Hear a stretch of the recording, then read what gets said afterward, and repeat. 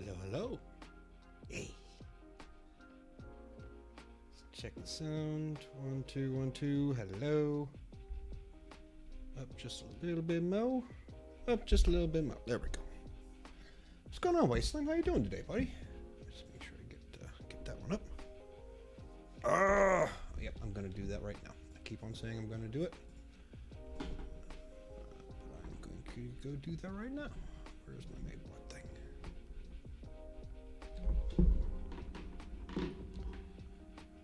Alright, so timers. Website. Go away. Alright. Well, so thank you. Welcome to Dungeons and Drinking. My name is Brad. I want to make sure I'm not talking over my Discord. Good. Welcome to Dungeons and Drinking. My name is Brad, and tonight we are going to be doing some Dungeons and Dragon. Dragon.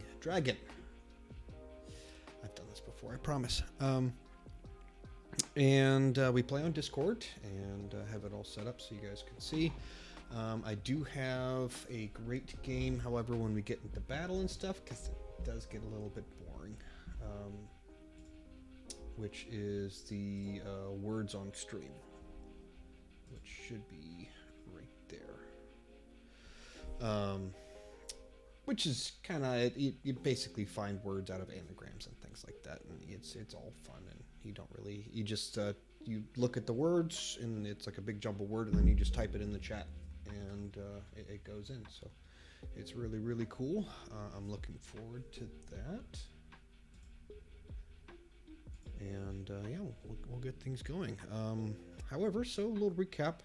When last we left our heroes, we were trying to save the parents of these two girls that we met out, or these two kids that we met outside. They were kind of creepy. We didn't really trust them, but we went to help them anyway. Found out that there was some really bad stuff going on down in the basement. We stopped that, got up to level 3. And we are going to, I think, go into Barovia today. We are basically out of the prequel into the actual show. So I'm very, very excited. Let me make sure I got this. Right. Yeah. See where I go. Yeah. Okay. I'm excited, and I am playing a half-orc monk. And I took Way of the Astral Self, I think it was. Way of the Astral something. Way of the Astral Self, which basically means I can. My first ability is Arms of the Astral Self, and it reads: whilst your arms of the Astral Self are summoned, you can use the spectral arms to make unarmed strike attacks. You all seem to get by really well on hand raising. And you can use your wisdom modifier in place of your strength or dex modifier in chase of attack. Well, unfortunately, my wisdom sucks, but I will use that as that.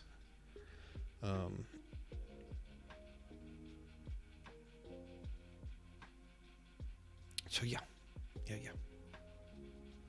And then to use them, I can summon them, and they have to do a dexterity saving throw, which is interesting. Oh, it must be my wisdom. That's why it's 11. I may have to change that then, because I didn't know my wisdom's, well, yeah. That's okay.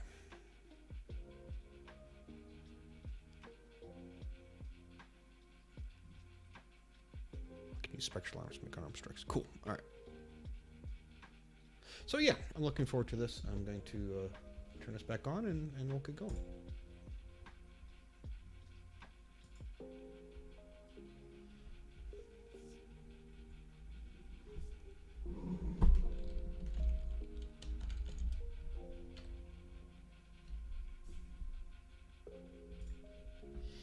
Hey guys, don't forget, if you could go on, load up my my browser for Twitch, and kind of have that run in the background. If you do want to watch when we go into battles and stuff, I'm going to have words on stream up, and you can kind of like play along. It's like finding words and anagrams and stuff. It's pretty fun. You just put the words in the chat, and away you go. But I really like the hand raising too. Hand raising was very, very good.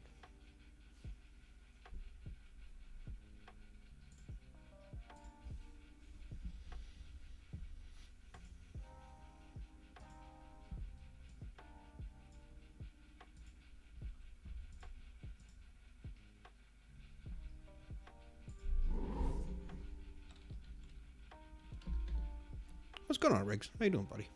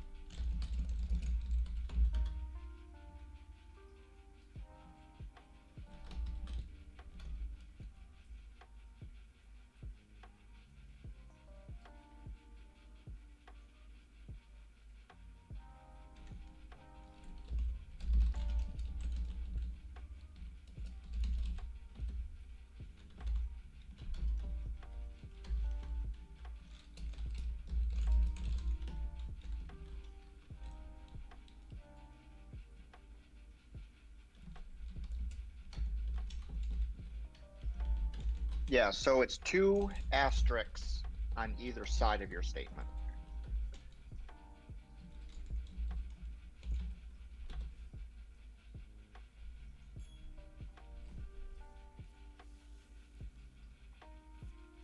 Control V does it too. I know that.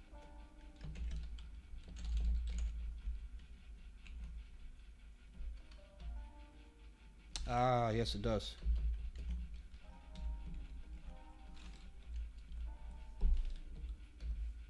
Cool.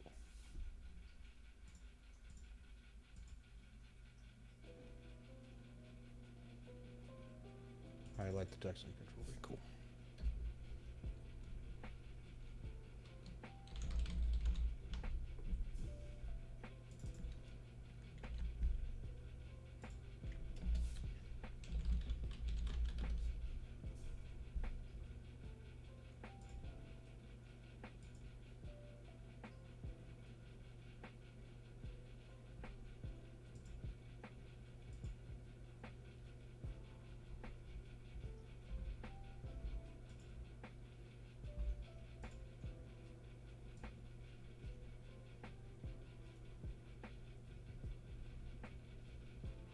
Okay, how do I sound now? I could hear you pretty good. Okay. I just restarted my router. Nice. Okay,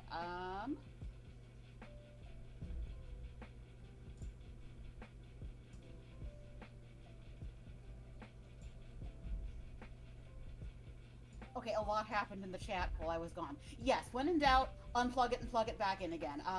My father is a retired network engineer. He has taught me well. I'm good with hand raising. If there's too many people talking over each other, I'll start with roleplay initiative, but hand raising is good. I see italics and bold and strike throughs. Okay.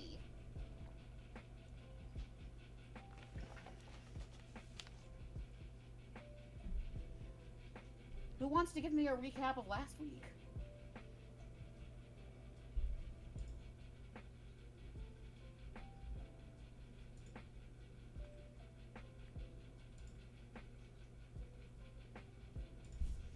If I remember correctly, we Anyone? picked.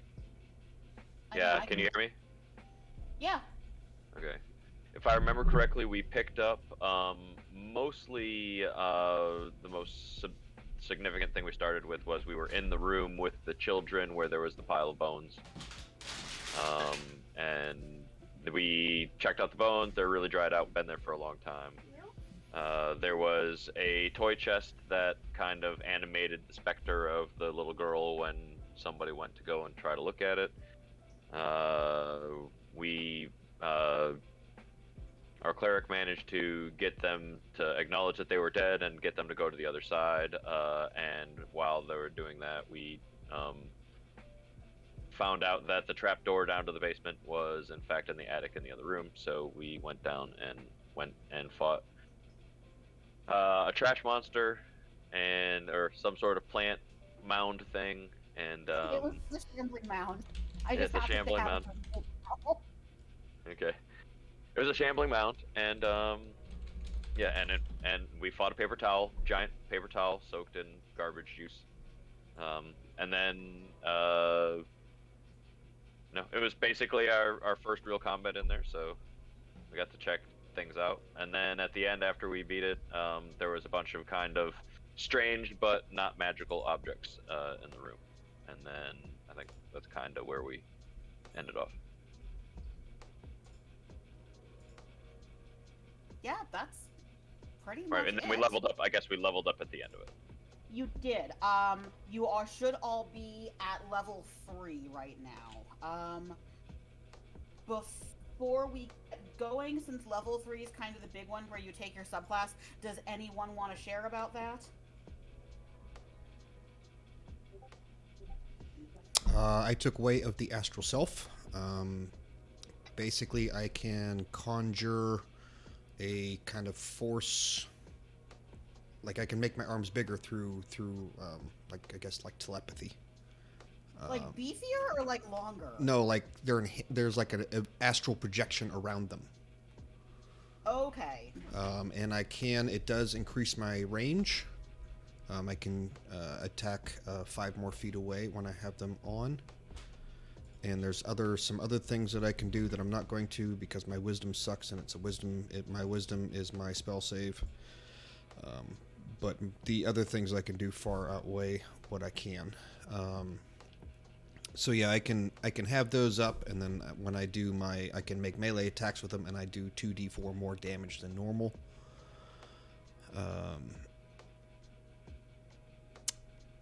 And yeah, so yeah, it's I'm looking forward to it. And the higher up I go, the more body parts I get until I get to level 17, where I can actually summon a whole astral self around me, and it's pretty fucking badass. That's what I was kind of picturing. Yeah. Anyone else take anything interesting when you leveled up? Just a D. heads up. Oh, Yeah. you go. All right. D just got a bunch of different buffs. He got some more spell casting and stuff like that. He's going to use a lot of like protection from good and evil when we're against those types of creatures that it's effective against. He'll be using that so that he can kind of go toe to toe and try to attract as much attention as possible from the enemy. But probably only really doing that for boss level stuff. Other than that, he also has a lot of damage buffs that got opened up at level 3 too. So. He's going to be, a really good martial combatant out there. But apart from that, I don't think there's anything particularly strange or interesting. But trying to think if there's anything. Oh, he got spider climb now, so he can literally just spider climb walls. So I know I'll try to make that interesting somehow. Wait, clerics don't get much for 3. I feel like every other class gets something huge at 3. Like that's usually when you go into your subclass. Well, clerics get theirs at 2. Okay, that's Yeah, fair. some classes get it at 2. Yeah. Okay. All right. Anybody else want to share before we get started? Yeah, mine was at 2, and I'm not going to go into all the gains, but just so nobody freaks out when I eventually do throw fireballs, I went School of Evocation, and one thing I can do is sculpt my spells so that my fire can potentially dance around some of you and only hurt people I want it to hurt. Nice. Yeah, Lydia was Evocation, and that spell sculpt is so useful. So, fewer literal friendly fires. That's all. Yeah, I think you get the spell level +1, which once you get high enough, you can just protect your whole party. Yeet.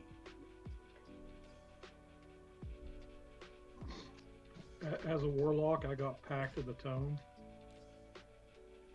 That gave me a grimoire called the Book of Shadows, and it gives me 3 cantrips from any spell college or any school of magic, and it allows me to cast them at will, as long as I have the book on me.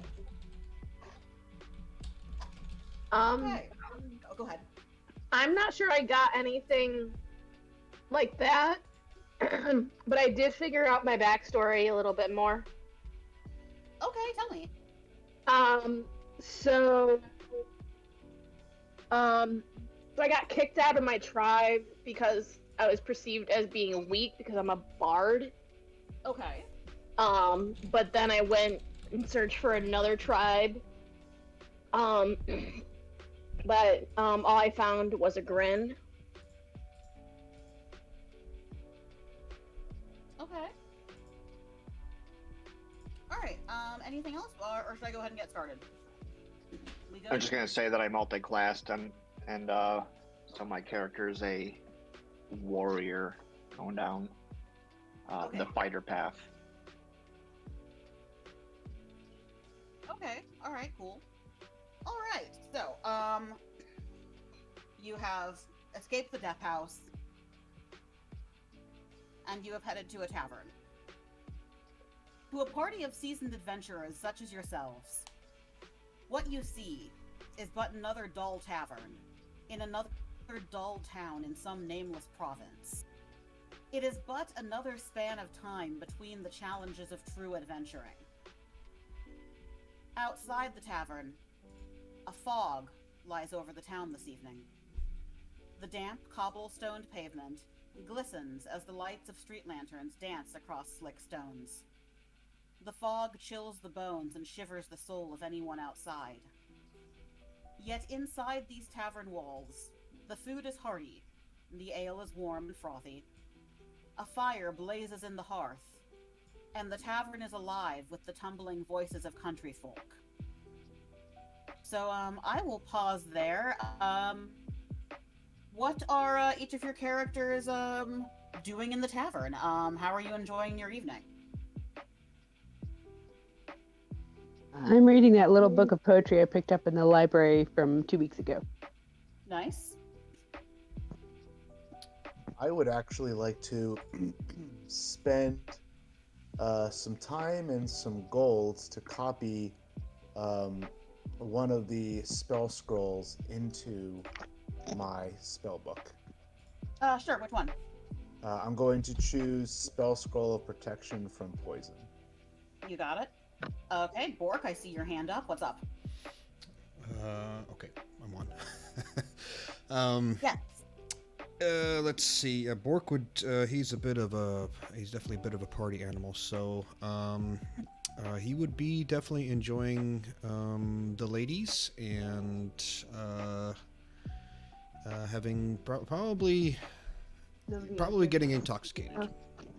I'm just picturing him in one of those tuxedo T-shirts. Oh yeah, he's I want to be formal, but I'm here to party. He's here to party. Okay. Your name is Beto this week.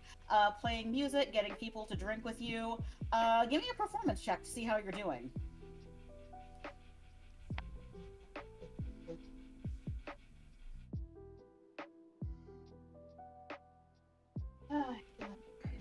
Okay. What are you playing?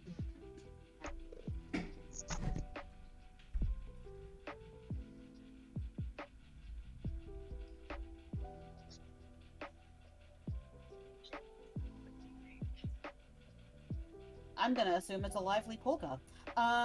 Malise, you are carving onto the hilt of your longsword. What is your holy symbol?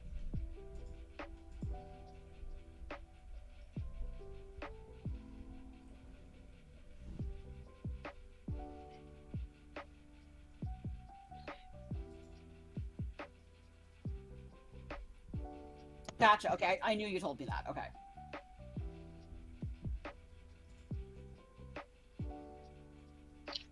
Okay, D is just being a creeper. Lewin is gonna try to sell those items he picked up from the house. He's got a varnished ore made from a Malthac's eye and an iron pendant adorned with a devil's face.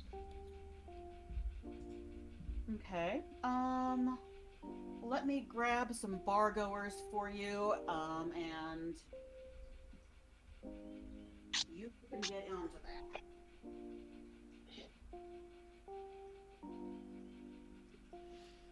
Hey, who got the deeds and stuff? Did we keep those?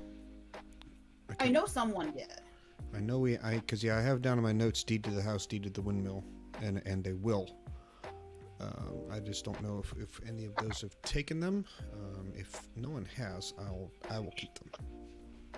Okay. Lewin, as you are kind of trying to sell off those items, you come across a mountain dwarf with a cheerful disposition, and he's got an ice hook where his left hand should be, and he is wearing a bearskin coat. His name is Ricard the Snowman Gar.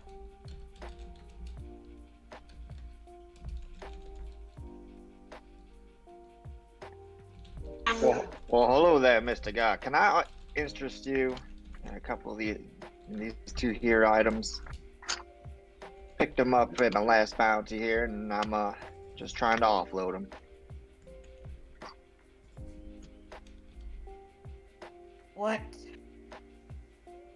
What is the significance of these? Well, it's my taken from my foe. They seem to be some sort of religious items. I'm not quite sure. Roll me a persuasion check. Oh boy.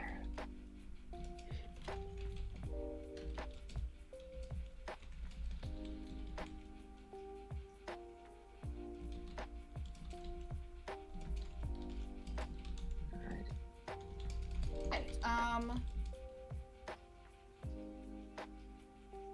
Kind of pause over the items. And the orb, he offers to take it off your hands for 20 silver pieces.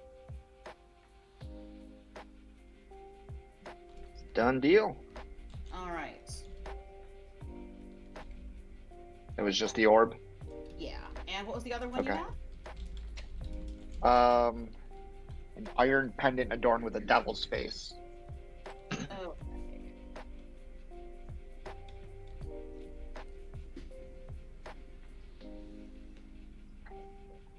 Sure, you come across a portly fellow with a thick mop of black hair across his face. His name is Brix Butterfield.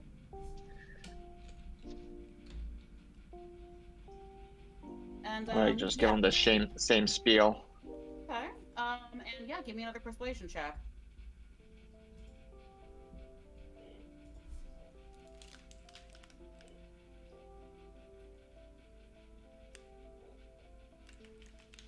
You know, I do look for oddities. Tell me more about this.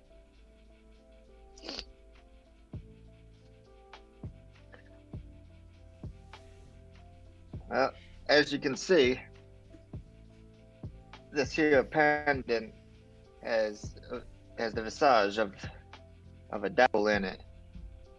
So presumably you should be able to ward off some of the more evil creatures with it. Or if worst comes to worst, you can always melt it down and turn it into something useful like a knife.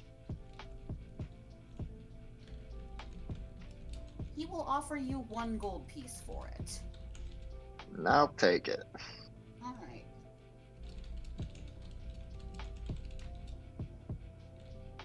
Okay.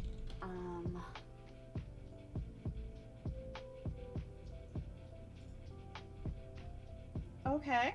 Bork and Thundar are drinking together. Very nice. Very nice. How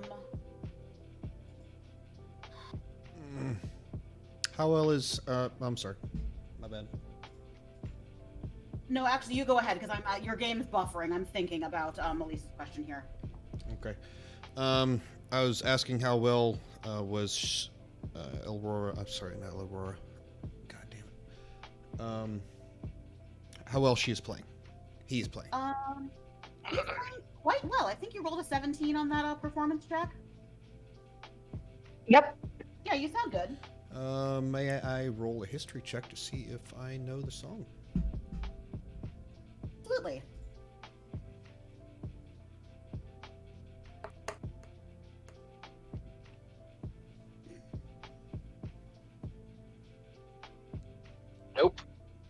Probably not. No. I start clapping along though. All right, As I am, and- as it is a song that is giving me joy.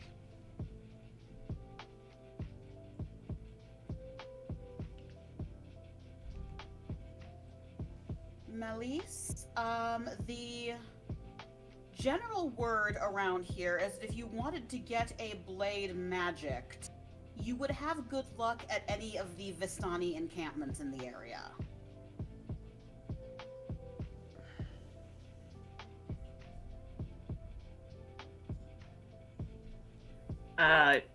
The Vistani. Yeah. VIS. Yeah, it doesn't matter. And where are those located at? I'm Vistani? about to give you guys a map of Barovia, and that will answer your question. You say I have to buy a map of Barovia? I'm about to give you guys a map of Barovia, and that'll answer the question. What I should look for?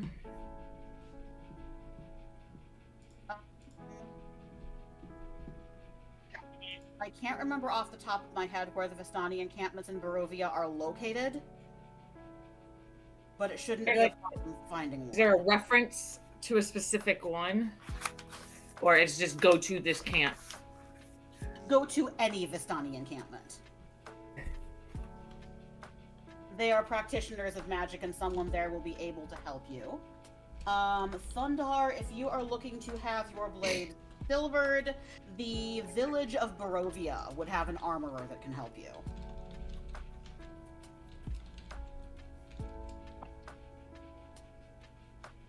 And suddenly the tavern door swings open, and a hush falls over the room.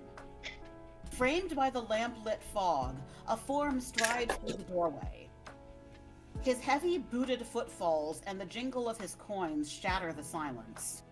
His brightly colored clothes are draped in loose folds about him, and his hat hangs askew, hiding his eyes in shadows.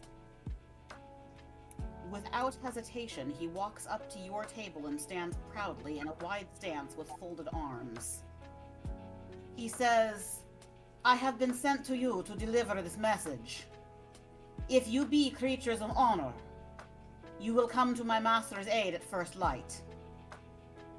It is not advisable to travel these Valach woods at night." He pulls from his tunic a sealed letter, addressed to all of you, in beautiful flowing script. He drops the letter on the table. "Take the west road here, some 5 hours' march through these Valach woods. There you'll go find my master in Barovia." Yes, Bork? Did he introduce himself? No. Okay, that's all I wanted. Okay. You can interrupt him anytime, but no, he did not. He did not introduce himself yet. Yes, Theodore? Does he look like distinctly human or otherwise just like a standard normal humanoid? He looks like a standard human. Okay. Lucian? I want to kind of speak up and say, "Hey, friend, why us?"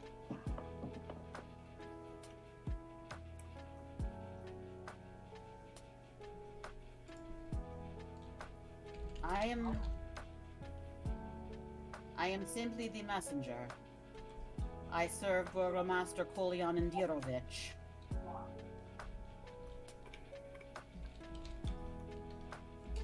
I do not know why you... Okay, we're mage handing beers. Bork, did you have something?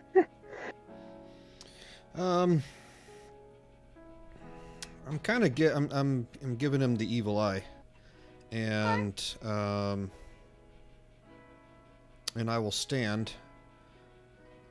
Pretty, I would say, as he is wide-stanced, I am probably also I'm in an athletic position, like because he's pissed me off. And I will say, from where I'm from, it is a great insult to address a party such as us without first introducing yourself. You do us dishonor. and I take great offense to you being here right now. Kind of bows his head and says, "Forgive me. My name is Arigal. I am a Vistani. My people we mostly keep to ourselves. My Well, that- graces are not the best."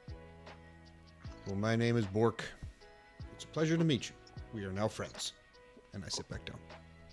Okay. Elise? Never mind. When you said Vistani, that's where we needed to go. So. Oh, okay. I don't think Vistani's a place. I think it's a people.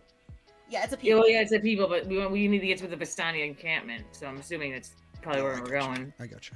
Yeah, they're kind of itinerant. They're around.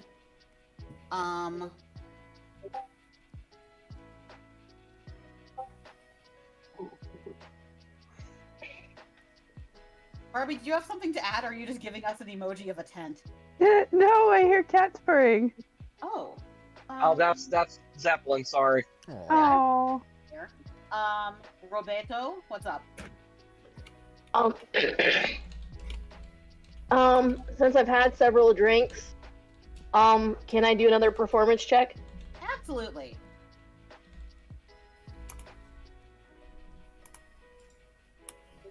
Do I roll with disadvantage or actually with advantage? That really depends on your character. Like, if you're kind of extroverted, then you might actually play better after a drink or two. That's the way I play my character. Okay, yeah, then roll with advantage.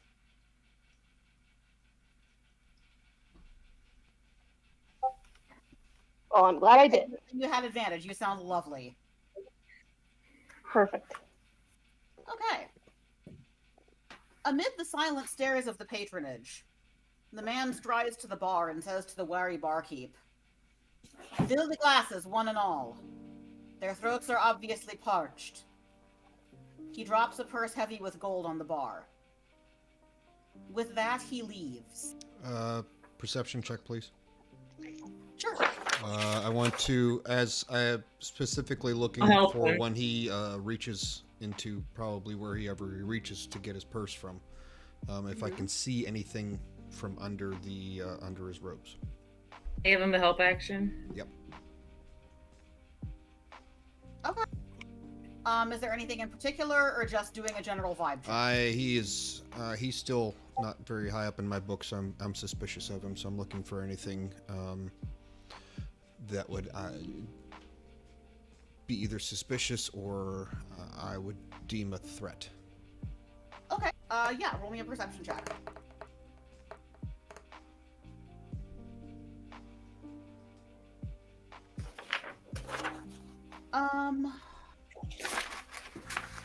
With advantage. Yeah, you got it in there.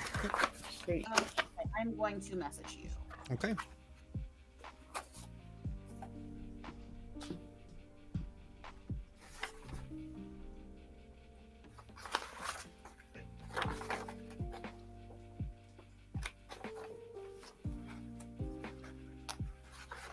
And you said he left? Yes. But yeah, I'm assuming you were able to get a look at him as he left.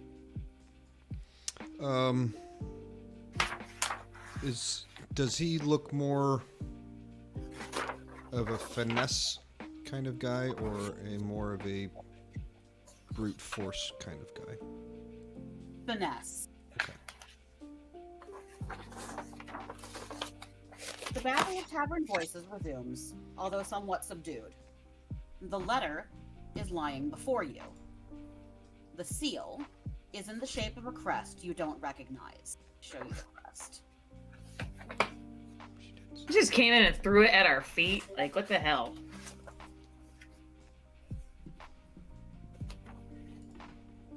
It'd be like that in Barovia. I don't trust that dude. I do not trust him Probably, either. he was probably under command or something.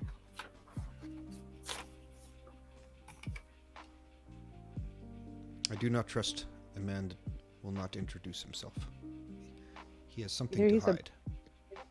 Either he's a bad servant or his master doesn't really care too much about our help.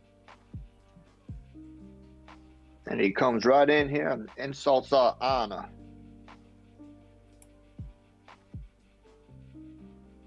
Saying if we're honorable, we can do it. Exactly. But we do want to head to Vistani, so I believe the term he used was creatures of honor. I am no creature. I am a studied and learned mage. There is your seal. That looks What is disturbing. What does this seal appear to be made out of? Wax. Color? Just looks like that.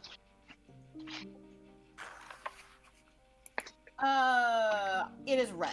Okay. Lucian, what you got?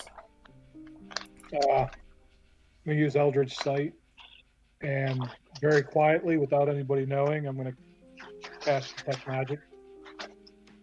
Okay.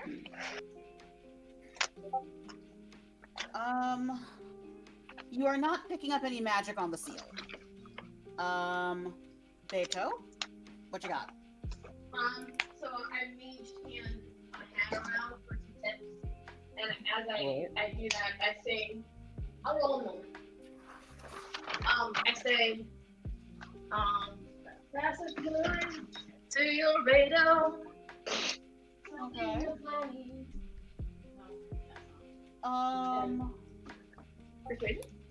Roll me a D100.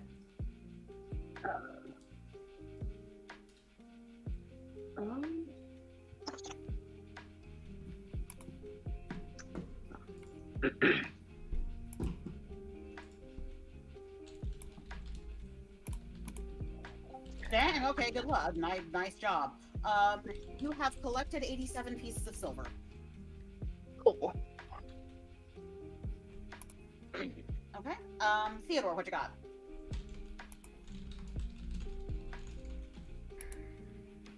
Yeah, sorry, it took me a long time to press that unmute.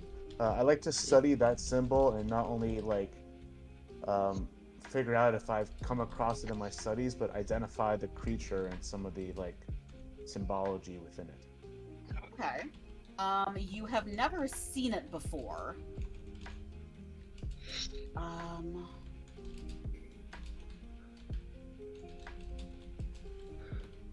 Sorry, I'm just looking at a giant version of it on my screen. Did you say symbology? I think the word you're looking for is symbolism. Maybe. It's been a long day, okay?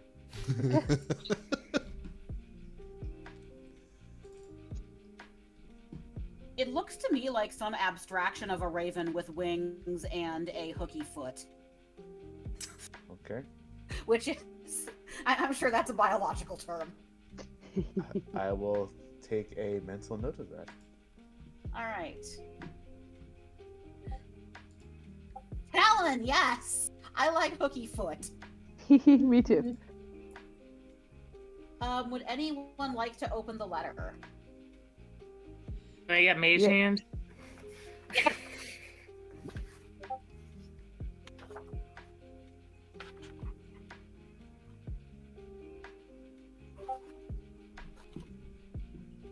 How much money did the messenger drop? On the bar, just like a bag of gold heavy enough to make a noise.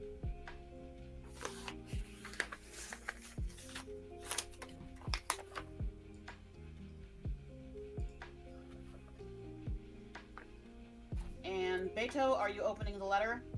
Yep. Okay. They have large talons. Alright, I will give you an image, and then I will also read it to you because it's done in like old timey writing. My daughter just met him again at Comic-Con last Saturday. He's fantastic. Yeah. Yeah, he seems like a really cool dude. He is very, very appreciative of his fans and is so nice. Who is this? John Heater. Yeah, he does seem like a good person. Oh, he really is. So here is your letter. Ooh. Oh, fancy. I will read it to you. Hail to thee of might and valor. I, a lowly servant of Barovia, send honor to thee.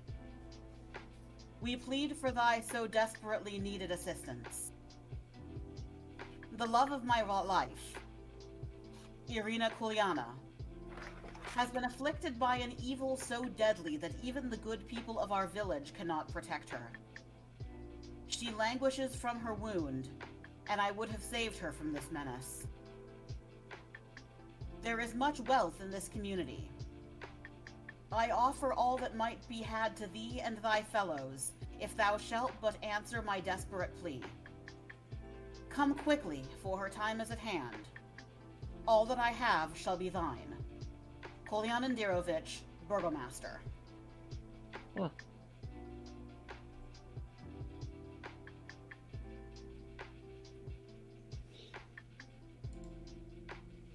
What is a Sounds like burgomaster? it would behoove us to take up this request.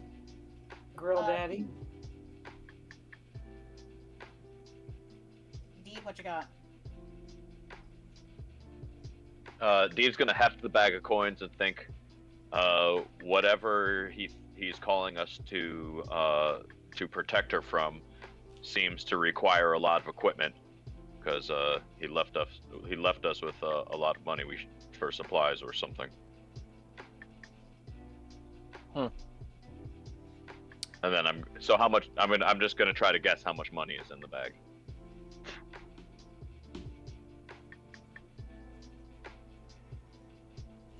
That man was also very heavily armed. I saw when he reached for his coin purse. He had several weapons in and around him. So. Maybe that tells us we need to be heavily armed too, then. Or... Yeah, I think that we need to go into this well prepared. We'd probably be well advised to spend a lot of this on supplies and weapons. 200 gold pieces divided by... Thundar, you were talking earlier about getting your weapon silvered. Why would I have not heard of this from where I am from? Why would you want this? Isn't silver a soft metal? Won't your weapon break? Yes, but a lot of holy people like to silver their weapons, and it kind of helps protect them against creatures of the darkness, monsters. Ah, I see. Well, then I will get my pointy stick silvered. That's probably a good idea too. Is fire.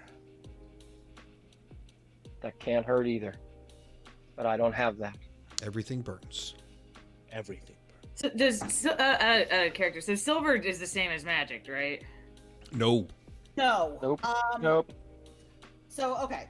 If a weapon's magical, it just does magical slashing or piercing instead of its regular damage.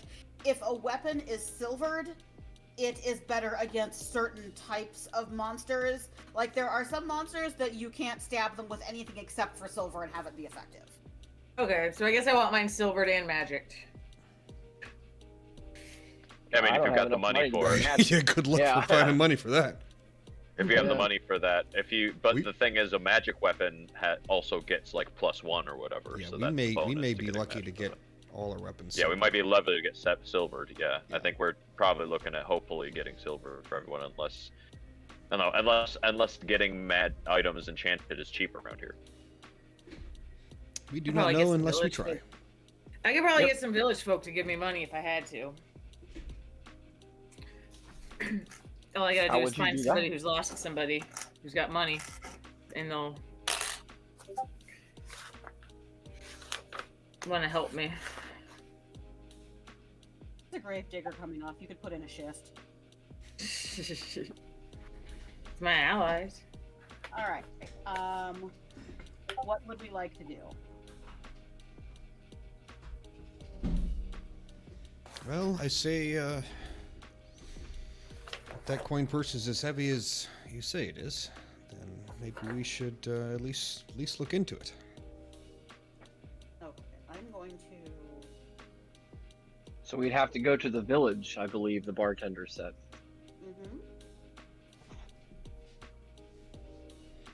Can I ask the bartender where? Does he know where this is, or like? The bartender is going to give you a map. Oh, Nice. how convenient. You know, from the Barovia Department of Tourism. Yeah. It's a pamphlet near the bar. Yeah, I was gonna say, does he have a spinny thingy on the bar full of them? Right. He probably does.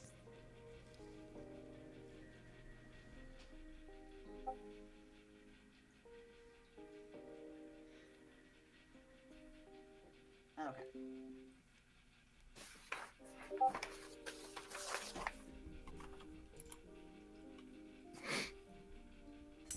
That looks like an octopus. First Maybe it glance. is. It's your mind flare. Yeah, I need to take a picture because I had another session in November, and then I should be able to finish it in January. But anyway, all right. Would you like to head to the village? Theodore votes yes. Yes. I'm with that. Yes. Thumbs up for me. All right. Yep. So where on the map are we? Just a minute. Pull this up. You are.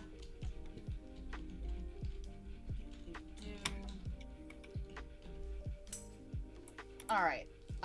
You are kind of in the. You would be kind of off the right side of the map, on the edge of the woods. So you're not quite on the map yet. You are like, you're a little bit east of the map.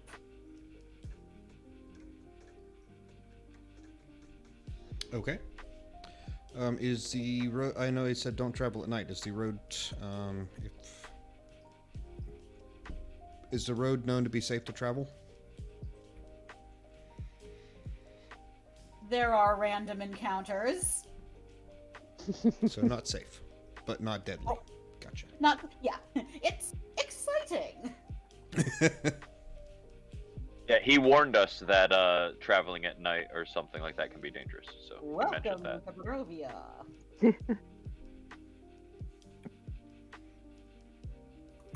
Well, So naturally, we should just go ahead and do it. Yeah. I think we should go. I got dark vision. Let's go. Let's go.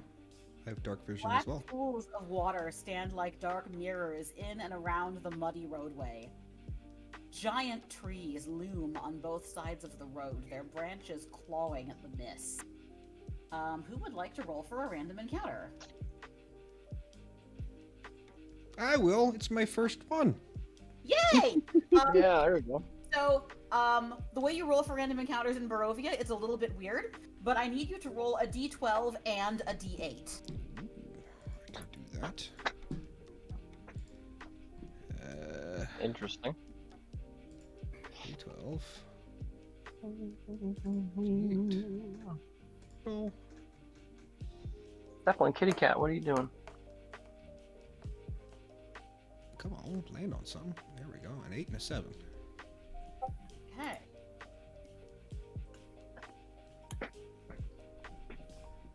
That D8 was spinning like a frickin' top.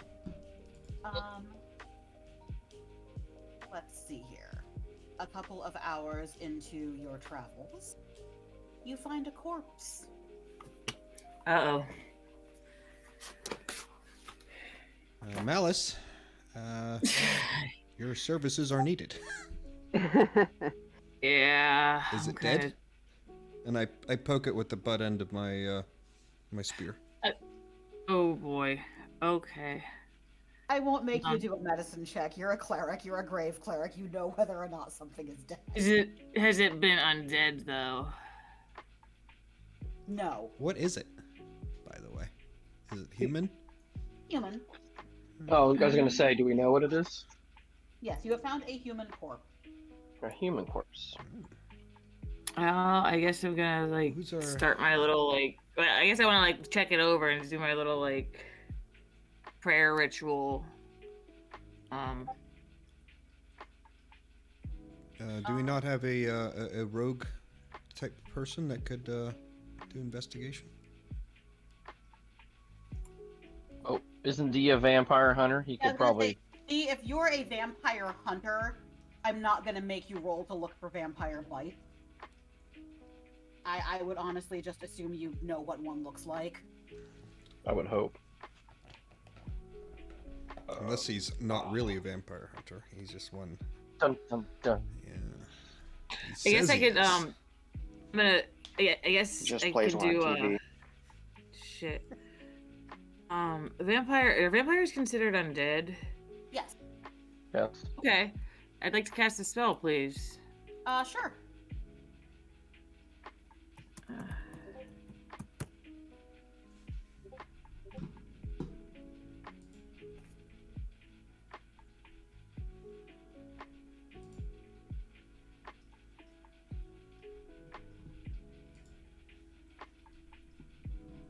Okay. So he cannot become undead for 10 days.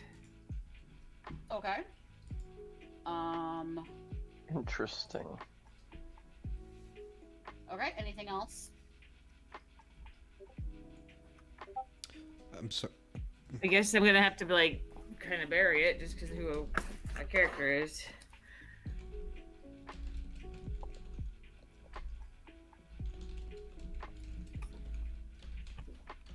Okay. Get it out of the middle of the street or the road. It has not been bitten. Wait, you know what? Guess what am I even saying? Yeah, that's been bitten. It probably has werewolf bites on it. Ooh. Oh fuck. What am I saying? We're in Barovia. People don't just drop casually in the middle of the road. Something Yeah, terrible happened. So I shouldn't use that spell then. Okay. Beto, if you head, okay, so you're on a road. You're near some swampy woods. If you want to head into the woods to look for reeds, you're going to have to roll for an encounter. Okay.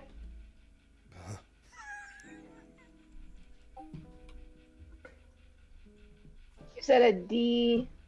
A D8 and a D12. So Melise, Bork, and D are digging a grave. Are you okay with that? I'm like doing the funeral rites. Okay, because you're kind of the death supervisor. I didn't know if that's what you wanted. Oh yeah, I mean. Okay. Don't throw a lot of dead bodies in our trail because this is gonna take forever to get where we're going. I'll put a leaf on the last one. All right.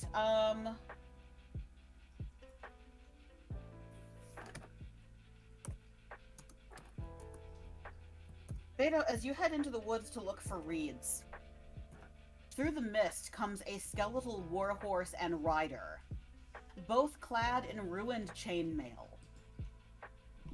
The skeletal rider holds up a rusted lantern that sheds no light. And it is coming directly at you. What would you like to do? Doesn't seem to be bothered by you, kind of ignoring you, but is coming your way. I step aside and try to let it go past. Okay.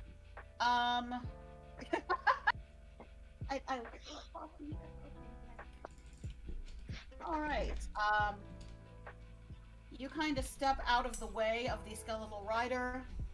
The rest of the party, as you are performing rites for this corpse.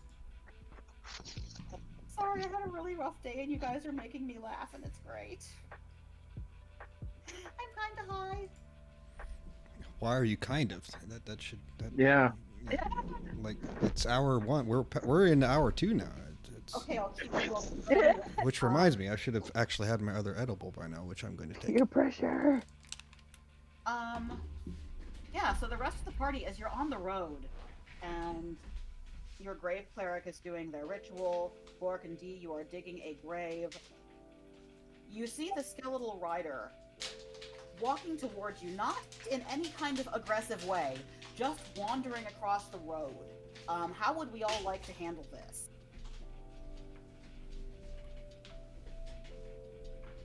If he's not really coming at us full guns drawn, I'm just gonna kind of handle it like he's coming to talk to us. Okay. He's really paying you no attention, just kind of going past. You all would I'll just see kinda- Theodore start to channel a flame in between his hands and begin to like start panting very loudly, almost like he's hyperventilating, and his eyes just go very wide as he stares at this like strange skeletal night thing. Okay. Lucian, you've got your hand up. Yeah, I need to ask a question out of character. Do we has this group been in Ravenloft for a while, or like is this something that we just happened to? You mean Barovia? Barovia, yeah, sorry. Not really. You've been here for like a day and it's already fucked up. Okay, so we don't recognize we this isn't like something that's common to us. This is the first skeletal rider you have seen. Okay. All right, I didn't know if this was just a group of adventurers that were in the location for a long No, time. you are new to Barovia, and you have Okay. not witnessed this before. Okay, cool. Beto, sorry, so Dee's digging the grave and then just stops. Beto, what would you like to do? I would like to yell to him, yell to the group. He seems nice, just let him pass. Alright. Do I find reeds? Do you find reeds? Give me an investigation check.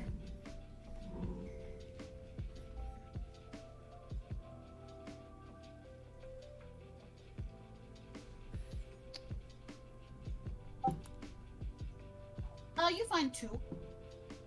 Okay, thank you. Okay. Theodore's having an anxiety attack.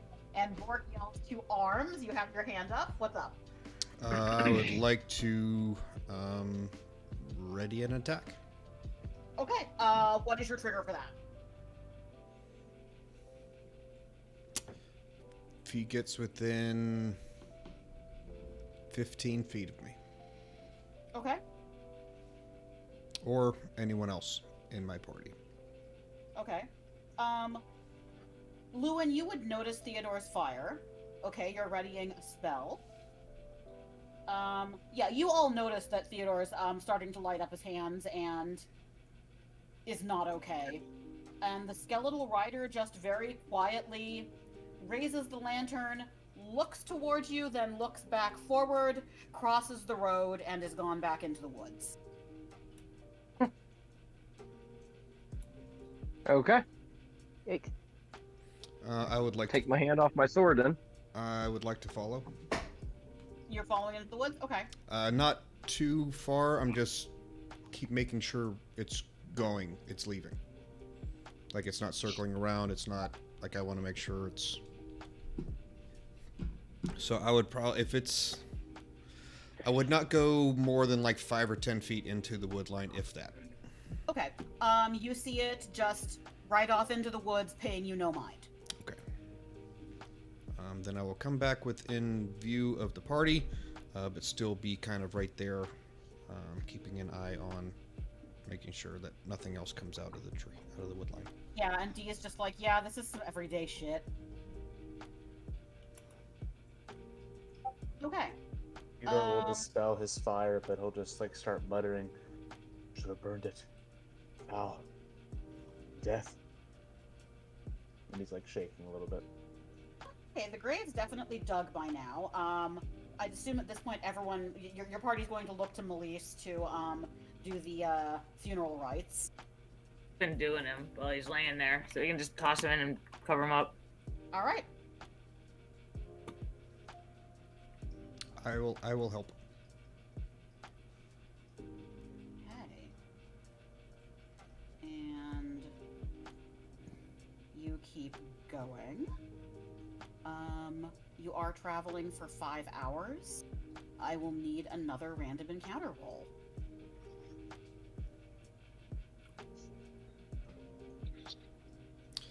Did I'll we take get? it. I'll do it. I apologize. Did anyone did we get like a good look of what that person was? Like, was it like a male, female, young, old? Male, neither young nor old, just, early grown up. Commoner, had werewolf bite. Okay, cool. Thank you. Okay, who wants to roll for your next random encounter? I'm getting her. Okay, cool. D8 and D12.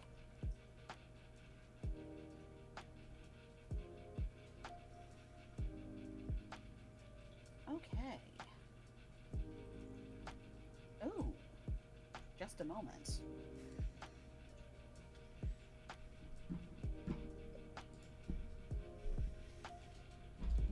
Okay.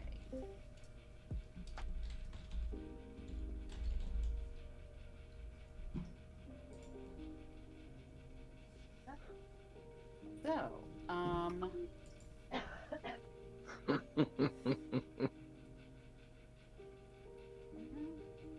yeah, coming out of the woods, sniffing and growling at you, looking like you might be their next meal, are 4 dire wolves.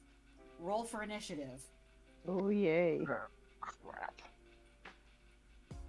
Get a map up, and I'll turn my video on. Cool. You said 4, right? 4. Yes. 4. 4. Aha! Eek.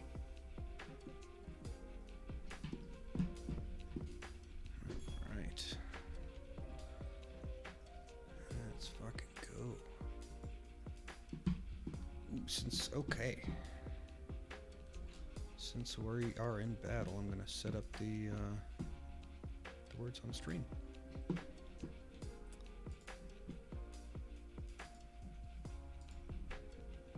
Oh boy. Drink. Yep. Oh no. Not for a good thing, but drink.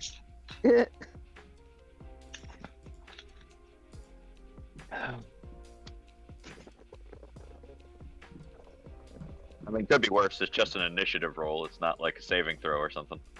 True.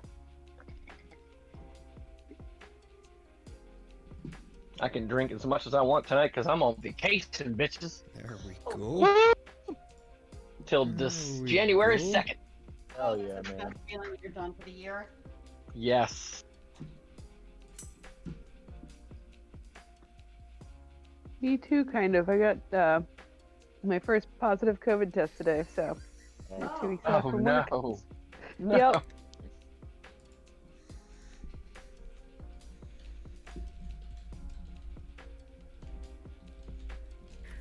Have you started feeling like shit yet, or is it just now creeping in? I already felt like shit. I feel like the worst of it's over. It just didn't show up on a PCR till today. So, yeah. I was at Disney last week, and I felt sick on Saturday, so yeah, Little I'm not kids will surprised. get you. Oh no. Yeah. These And sensitive- teacups. I did not read the teacups.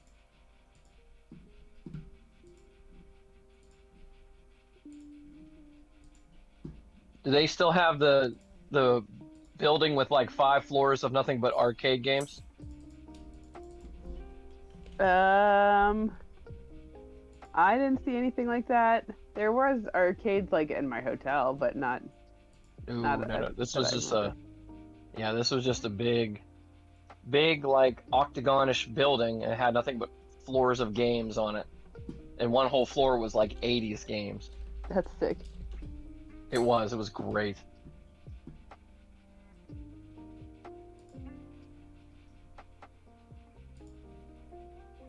I just remember it being near the House of Blues when we were down there. If I that's didn't go even anywhere still near the there. House of Blues, so yeah, I definitely wouldn't have seen it. So, Okay. yep, sorry.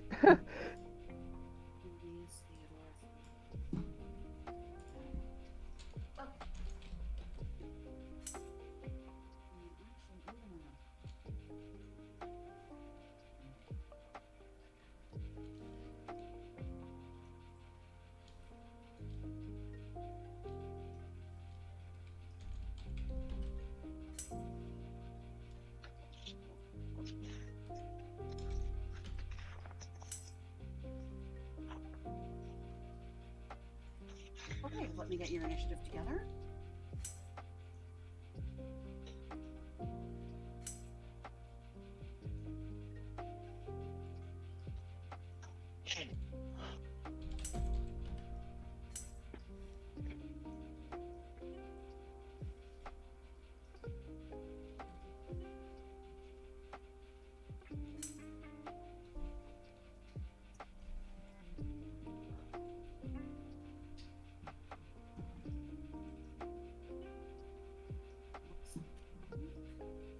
Highest roll is a 22.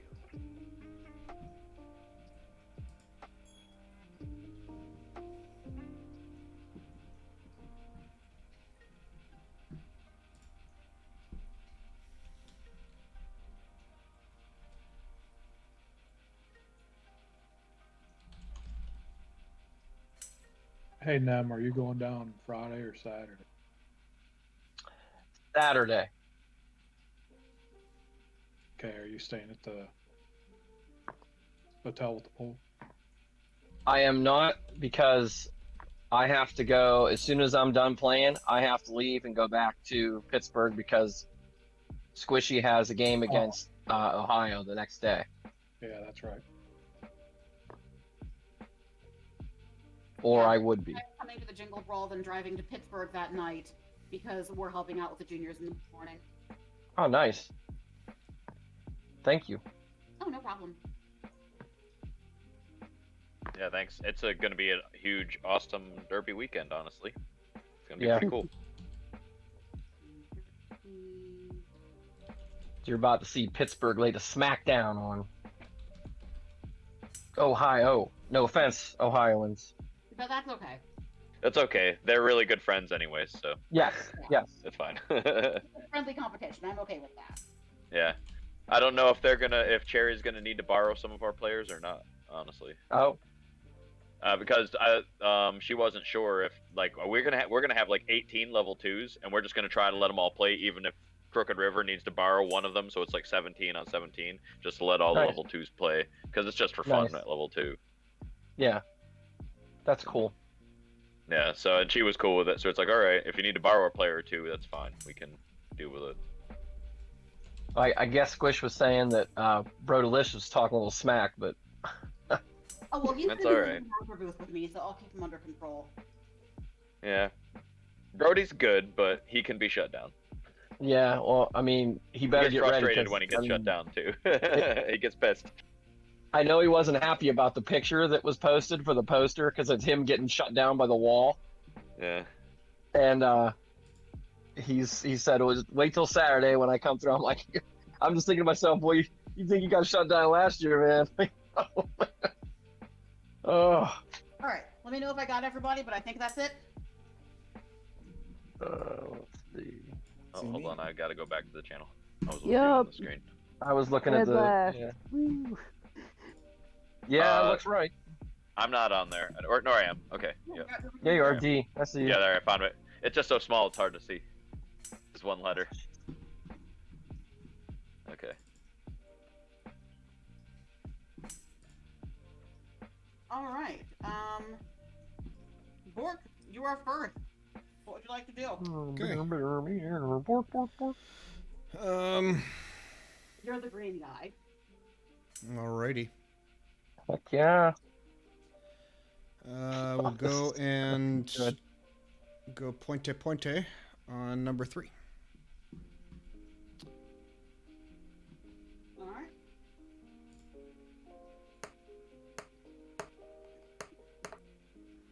Oh, great. Ah. That didn't take long. Drink.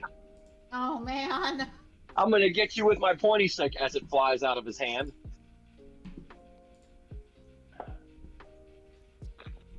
Ah, Do you have a second attack?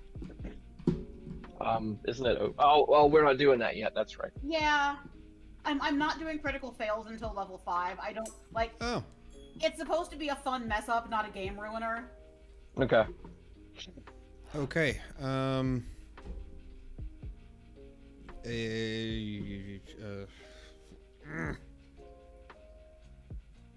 Oh, Jesus Christ.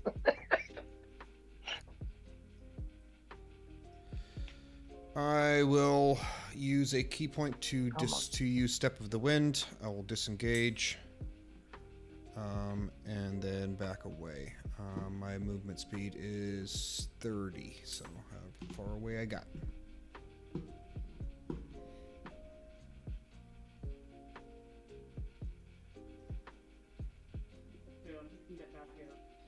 That'll work.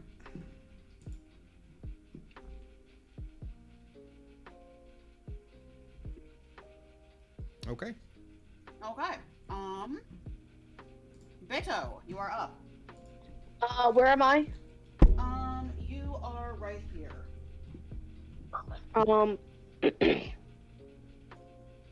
I would like to.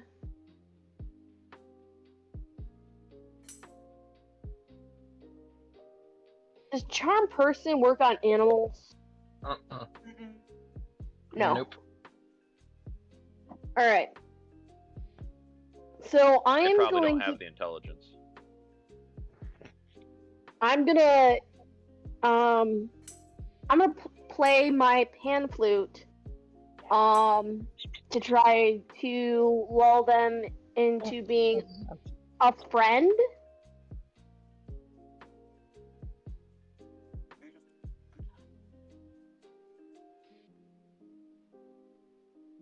Sorry, just checking the stats on these to make sure.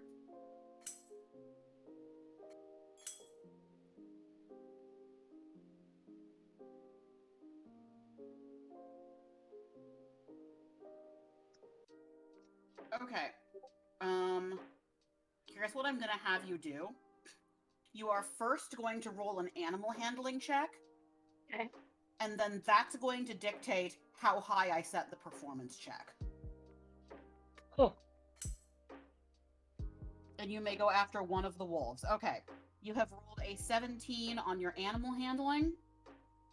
If you want to befriend one of the wolves, I need a DC 20 performance check. Okay.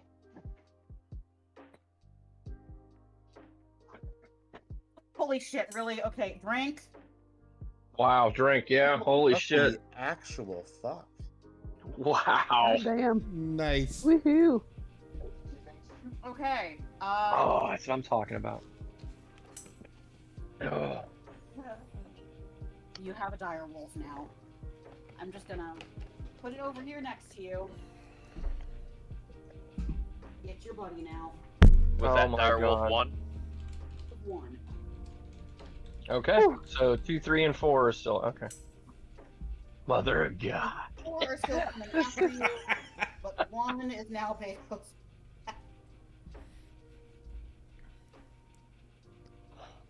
Like, I really did not think you could do that. Wow. Okay. We just proved anything is possible Yep. in D&D. Right, you're out there like Rob Stark. Well, let's see if we can get the rest of them. All right. Did she by chance happen to charm the alpha? I hate you guys. Okay, you know what? Pick a number 1 through 100.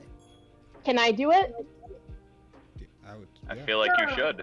I feel like you should. It's your It's kind of your turn. Pick a number. Just pick a number. Pick a number 1 through 100. 73. High or low? Low. Okay. If I roll 69, 70, 71, 72, or 73, you got the alpha. Oh shit. Sorry, you did not. Nope.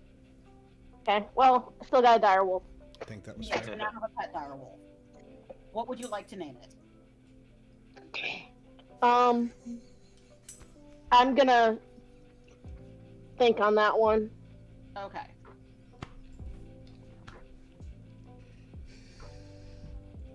Yeah, since you're a Goliath, it probably just looks like a lapdog to you. Uh-huh. Okay. Well, Wolf 1 was going to take a turn. Wolf 1 is now going to take a protective stance next to Beto. Nice.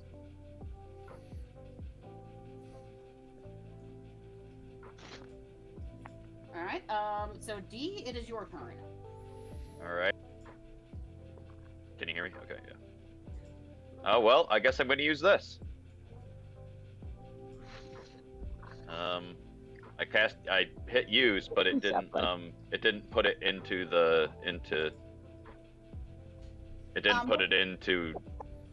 Discord. Okay, just tell me what you rolled. Speak with animals. I would have a game log in our campaign on notes on my phone. Okay. Yeah, I was gonna use speak with animals to try to, like. Oh, okay. If there's no hit or save, then it tends not to. There's no link between it. Yeah, not that I know of. Which one are you talking to, and what would you like to tell it? Well, I guess it says that you get the ability to comprehend and verbally communicate with beasts for the duration. So, I don't know. I guess I'll just choose one of the ones or maybe I'll talk to the one that's already kind of come over to our side and say, tell your friends, like the one that's friends with Beto. I'm gonna say, tell your friends that if they attack us, they'll surely die, and if they want to live, they should just let us pass. Give me a persuasion check. Oh shit. Damn. You know what? I would also take intimidation. Intimidation? Okay, yeah, that's way better for me. All right, cool. Pretty good. Okay. Yeah, and I'm gonna tell that wolf that you are smart for choosing not to fight us. Convince your friends not to fight us, and let us pass. Okay. For that, wolf number 2 is going to disengage. Theodore, you are up. What would you like to do? Well, after hearing that, I'm going to ready a firebolt in case one of the wolves breaks this sudden truce. Okay. But I'm otherwise going to hold that and hold my position. All right. Lucian, you are up. Yeah, I'm gonna prep Toll the Dead and kind of sort of nonchalantly just hang out and wait. My trigger's the same thing. Okay. If we get any signs of aggression. All right.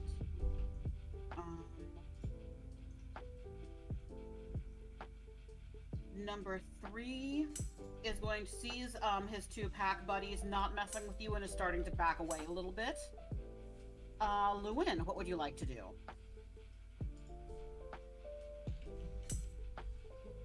Lewin's just gonna stand upright and back away from the battle. He doesn't see a point in it. Okay.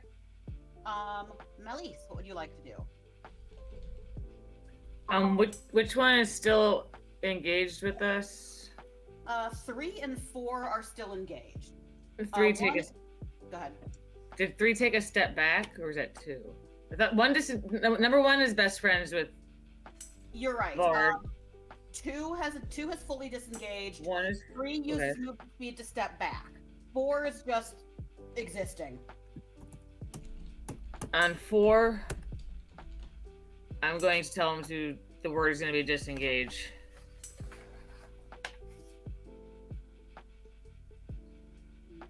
I'm going to tell him to flee, but essentially just disengage. Maybe grovel? Well, those are examples of words. It's not. I don't think it's the actual. Yeah. Okay. Yeah. Typical commands are. Yeah, I just want him to disengage. It's the command. Okay. So he's got to roll a wisdom save DC 13. Yeah, I rolled that already. He failed. Wolf number 4 is going to roll over and show you his tummy.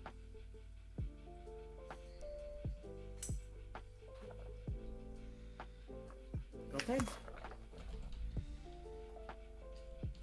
Let's see here. That would be wolf number 4's turn. Yeah, wolf number 4 has followed the command to disengage.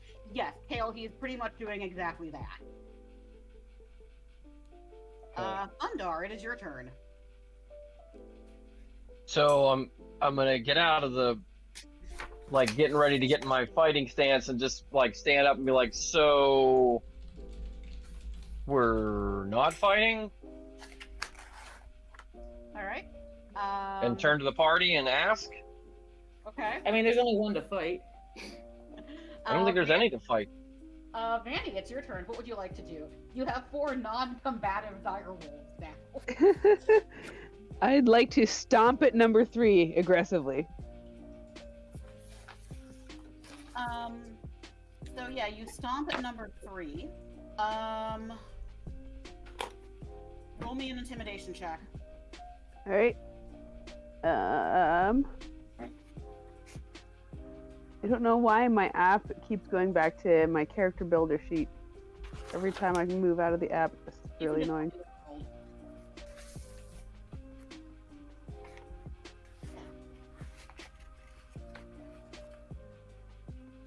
All right.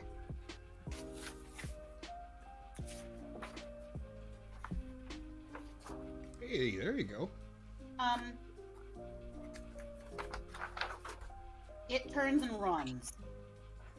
Cool. Along with the other two that are now backing away, except number 1 is now Beto's pet. You are out of battle. Sweet. Okay. Excuse me. Beto, you now have a giant dire wolf sniffing at you of retreat. Let me see what I got.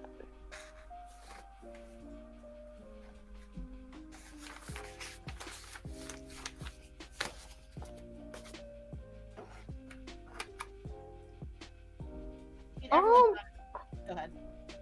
I have a day's ration I can give him. Okay, he might like some dried meat.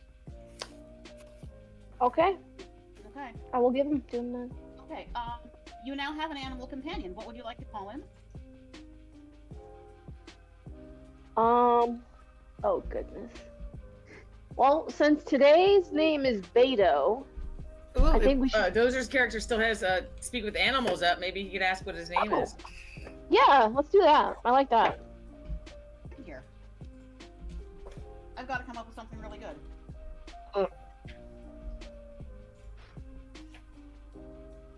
Yes, and this is how wolves got domesticated. His name is. Ooh. It just, Oh no, he's gonna get a good name. it is a large creature, by the way. Just a heads up. Yeah. It's gonna be like he tells me his name is, and it's got to be something very, very cool that sounds naturey. Yeah. Get a good druidish name out there.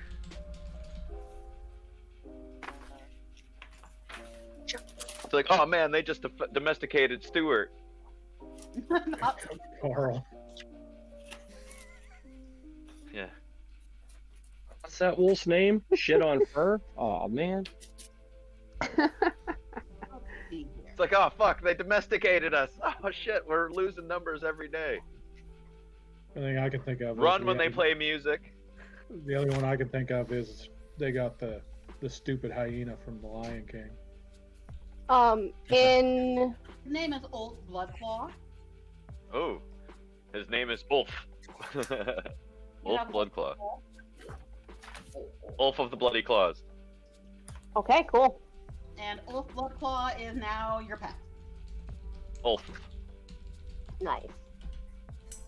I'm going to pet Ulf while I can still talk to him and say, all right, I'll be able to do this for like a few more minutes to talk to you, but it's nice meeting you, Ulf, and we're buddies. And I'm just gonna like talk to him while I still can. I would like to go up Okay, and and you can comprehend him. So Ulf kind of looks up at you and says, the woods were kind of getting old anyway. I'd rather just hang out with you guys a while, I think. Like, what's going on? What you doing? You ready for an adventure? Who wants to go for a walk? Who wants to go for an adventure? Who wants to go for an adventure? Go for an adventure? I want to go for an adventure. Yeah, exactly. He still hops up and his tail wags. Who wants to go for an adventure? We're all going for an adventure and you get to come, yay! Okay, so, yes, he is now on his hind legs, trying to lick your face and wagging because he wants to go for an adventure. Because this is a dire wolf, can you give me a strength save to see if he knocks you over? Strength save or athletics? Both, either Strength strength. save. So I will make Okay. somebody battle. No. You will roll a saving throw. Okay. You are standing. You remain standing as a dire wolf jumps on you. Borg, what you got? Oh, I just want to go up and pet the animal. Do I have to roll animal handling?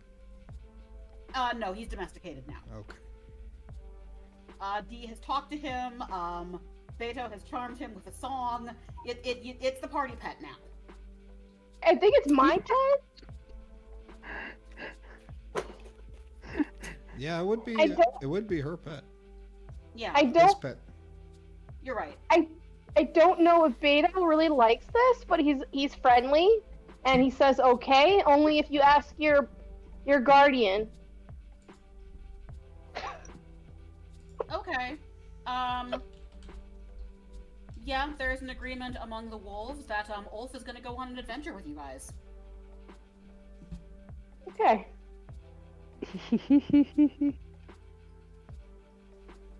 Yeah, and that's just a regular wolf. I'm gonna see, like, after our session, I will see if I can find a picture for the actual scale of a dire wolf. Oh, it's huge. Yeah. And scale him smaller from my character. Yeah, it's like it would be huge next to a human. Well, they But- take up 4 squares on a map, so they're Yeah. big creatures. It's like a horse. Yeah.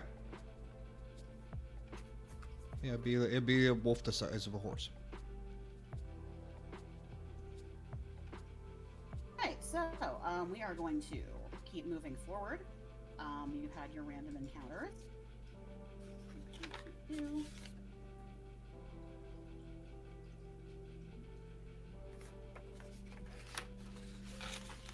You are going to arrive at the gates of Barovia. The fog spills out of the forest to swallow up the road behind you. Ahead, jutting from the impenetrable woods on both sides of the road, are high stone buttresses looming gray in the fog. Huge iron gates hang on the stonework. Dew clings with cold tenacity to the rusted bars. 2 headless statues of armed guardians flank the gate, their heads now lying among the weeds at their feet. They greet you only with silence. You hear the gates swing open as you approach. There is a very loud, rusty screech as the hinges move. They just moved on their own? Yup. Oh, I don't like that. I will get up a defensive posture Okay. and have my weapon drawn. Alright. Can I ready a spell? Sure. Like if we're being attacked, then I'll. If I see Cast Bork it. ready a weapon, I'm gonna pull my weapon too.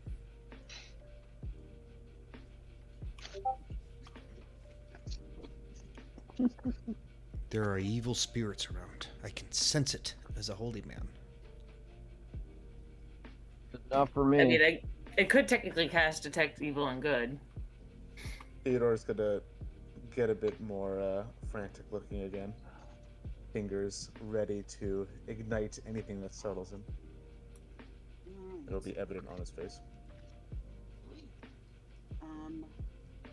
The gates close behind you. You're in more woods. The forest gets a little thicker. Towering trees, whose tops are lost in the heavy gray mist, block out all but a death gray light. The tree trunks are unnaturally close to one another. And the woods have the silence of a forgotten grave, yet exude the feeling of an unvoiced scream. I'm gonna look up. I need to see everyone's passive perception. I've got that in on. 18. 13. 14. Melise, you catch the scent of death on the air. Ooh. Okay, can I cast a spell? Yes, absolutely. I want to do This wasn't what I wanted. This wasn't my if. My if and then was I wanted to do I wanted to cast bless, but I'd rather do this. Fine. I didn't type that right. Forgot it's already cast.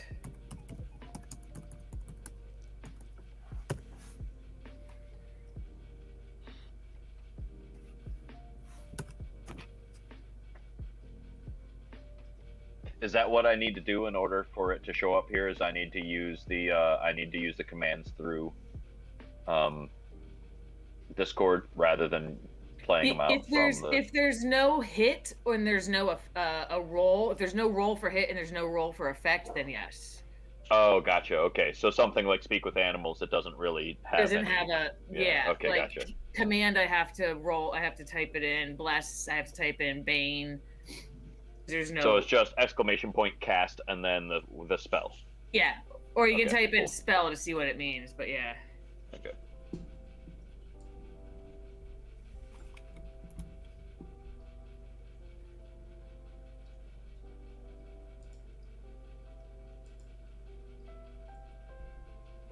You do not pick up anything. Okay, and this lasts for a while, so. Okay. The scent of death leads you to a human corpse, half buried in the underbrush about 15 feet from the road. The young man appears to be a commoner. His muddy clothes are torn and raked with claw marks. Crows have been at the body, which is surrounded by paw prints. The man has obviously been dead for several days. He holds a crumpled envelope in one hand. I have a bad feeling about this. You are not alone with that feeling, sir.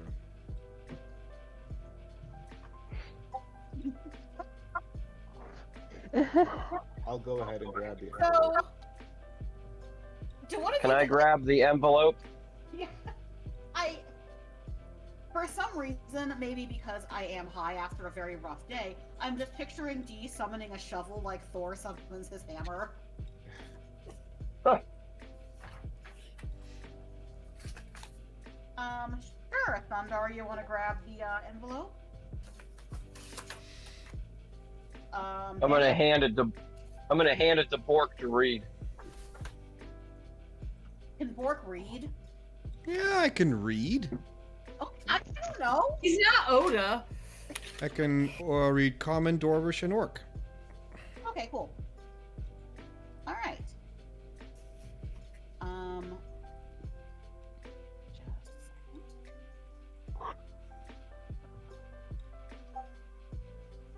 a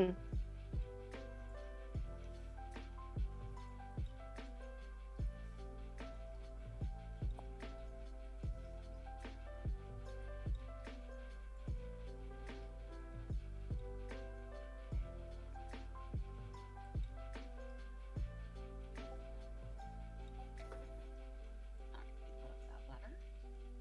Oh, Vanny, that's a good. Is that the same letter we have? So, I'm going to read it.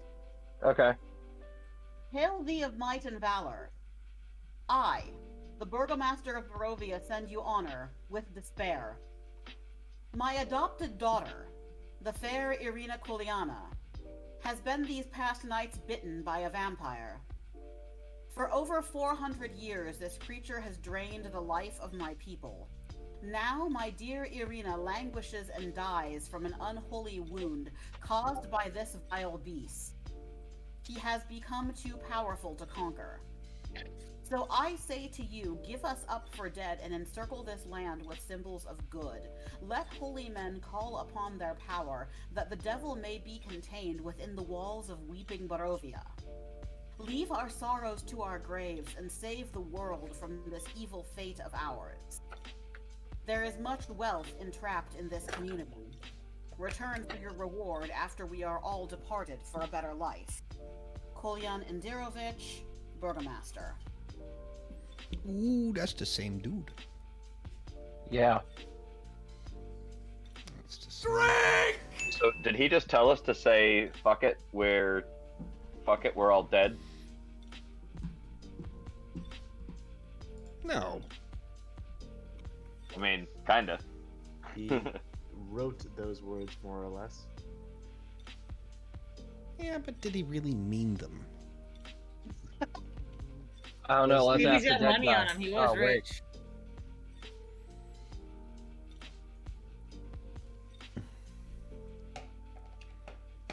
Does the corpse look like it has any holy symbols either on it or clutched in its hands or anywhere?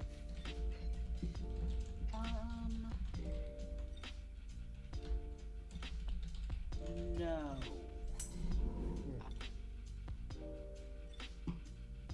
The letter is dated 1 week ago. Huh. Looks like this is our predecessor to help when he failed. I can't imagine taking on this task alone. Answering you, D, you've got claw marks, but no bites. Does this letter said something about like putting holy symbols around the outskirts, around the walls or something? Yes.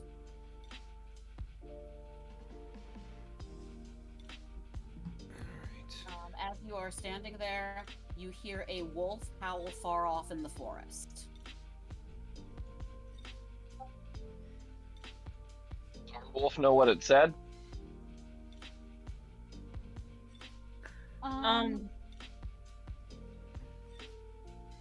Do I get any indication? Just a wolf howl. Okay. Guys, he just says it's a wolf howl. He doesn't know. What you got, Melise? To cast a spell, please? Sure.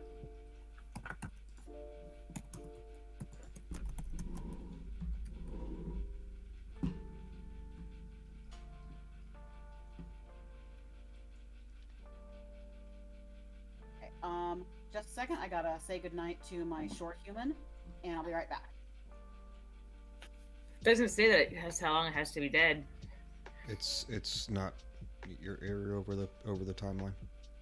Doesn't say anything though. I think it's like a minute or something. I thought it was something quick, but I'm looking. I don't see anything. What, for That's spare why the dying to I work? thought it was, but I don't see. Yeah, I mean, I'd assume that it's failed its saving throws for a You while. touch a and it's now living dead. creature. You touch a living creature that has Yeah. 0 hit points. This guy is not living. Okay. Yeah, because he Failed said the the crows had been at it for like a week. Yeah, I can tell by its aroma. It stinks. Okay. Well, by the way, I have this all the time. It's not a spell. Yeah, Nice. it's a.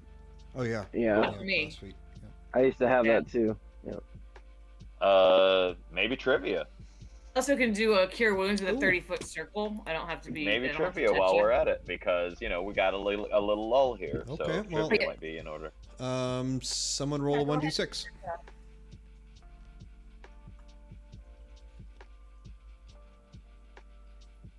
Two is history. Great. What was? Oh, a little bit of spelling error here. What was the overworld companion book to the 1986 Dungeoneer's Survival Guide? What was the overworld companion book to the 1986 Dungeoneer's Survival Guide? I have no idea. Yeah, I can't say that I know. I'd say Monster Manual or something like that. I was not alive. The Wilderness Survival Guide. Wilderness Survival Guide. Ah, gotcha. We can do one more. Yeah, let's do another one. Yeah, we rolled another 2, so Rolled another 2. All right, history again. What was the nickname for the estate Gary Gygax bought in Clinton, Wisconsin in 1979? What? Can't- Oh, I shit. can't think of the name. What was the nickname for the estate Gary Gygax bought in Clinton, Wisconsin in 1979?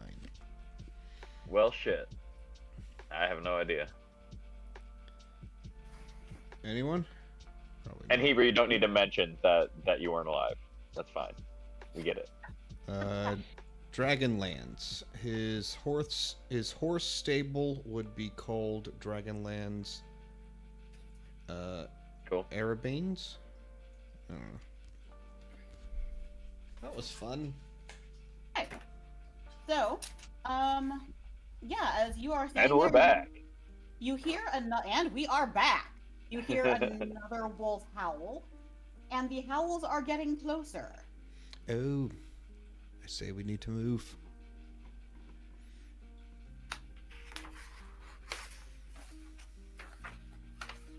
All right. Maybe we should find some sort of shelter. Well, How late? Yeah. Your next stop, as you head up here, is the village of Barovia. Yeah, let's go there. Okay. Yeah, let's go. Hustle, Yep. hustle them forward. Do you have any Except we money do in have this this pocket big, very before we dangerous go? animal with us. Oh, do you want to? Well, I would like to see if he's got any money. Yeah, loot the before body. he goes. Who's Oh, absolutely. who's good at looting the body? Loot the damn body. It's Dungeons and Dragons. If it's not nailed down, you take it. Drink. Drink.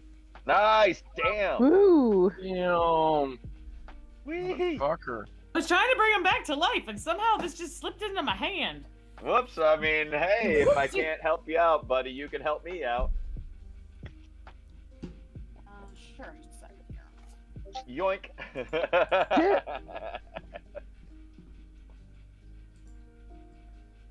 Very good investigating. I just use a loot generator, but here it is.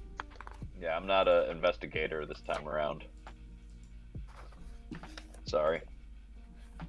Tenchu is not here. Ooh. Well, damn. Damn, he had 1,900 copper pieces?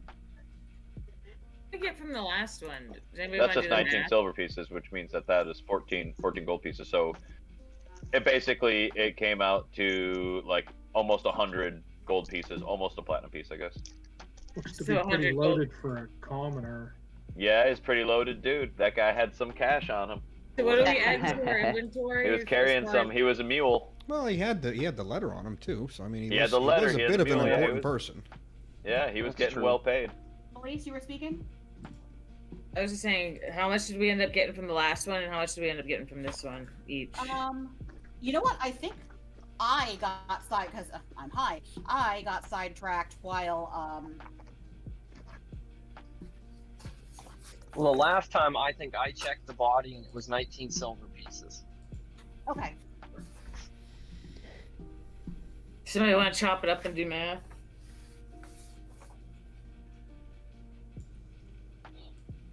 All right. Let's head to Barovia, and I will get you a map of the village. Tall shapes loom out of the dense fog that surrounds everything. The muddy ground underfoot gives way to slick, wet cobblestones. The tall shapes become recognizable as village dwellings. The windows of each house stare out from pools of blackness. No sounds cut the silence, except for the mournful sobbing that echoes through the streets from a distance.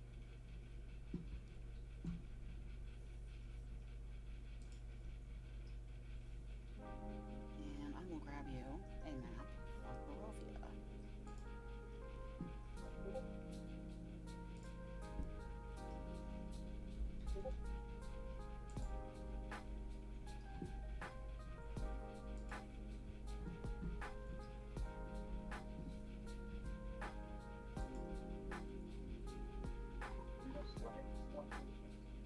Okay.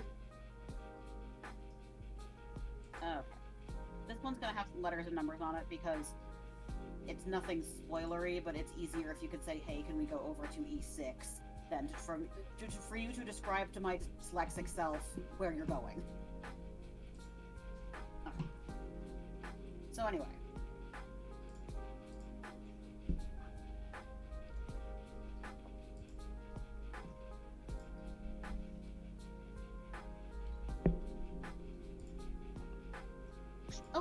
So yeah, you are in Barovia.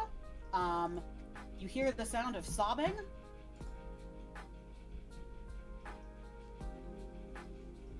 Would like to find the source and carefully approach. Okay.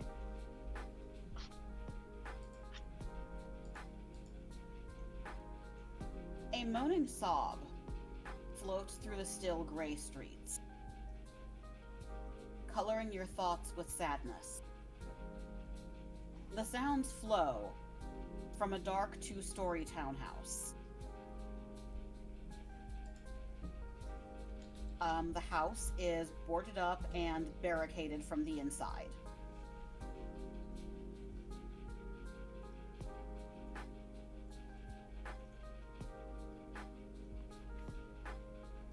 I'd like to look to the party and ask. This feels oddly familiar of a situation. Should we see if we could summon this crier out into the open instead of barge into their boarded home?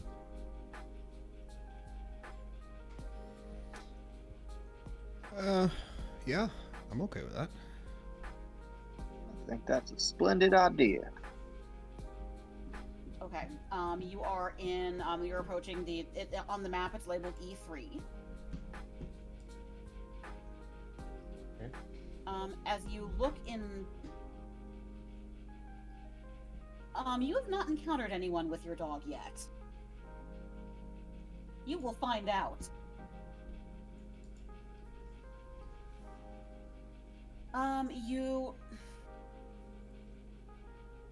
You look into the house to try to find the source of the sound. You're still standing outside. You are able to look into a bedroom. And in the center of the floor, you see a woman sitting there clutching a malformed doll. She does not recognize your presence. And she says nothing. Elise, what you got? I still have detect good and evil up. Okay. So I just don't know if I'm detecting anything. Just.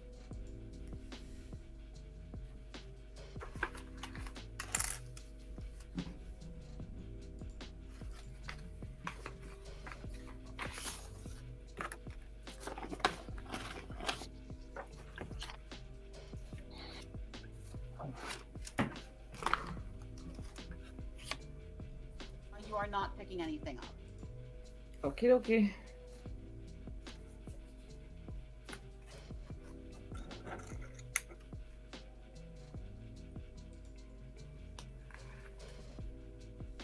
What? Will anyone else want to do anything? I'll say to the rest of the party, perhaps one of you with honey words and a cheerful disposition tap on the window and get her attention. Beto, what you got? I'm gonna answer his call. Say, I have a cheerful disposition. I would like to play not such a happy tune, but like something in between happy and sad. On my lyre. Okay. We will get back to you just in just a second. Lewin, what do you have? Wasn't this the house with the mournful song coming out of it? Sobbing. Oh, it was sobbing. And what, Theodore, what were you referring to when you said we were trying to bring the crier out? The core person out. I wanted to have them meet us maybe outside the house on the street. We can talk to them rather than enter into what might be another haunted house or situation not to our liking. Okay, it was for the sobber then? Okay, never mind. Yeah, for the clown woman. Oh, okay.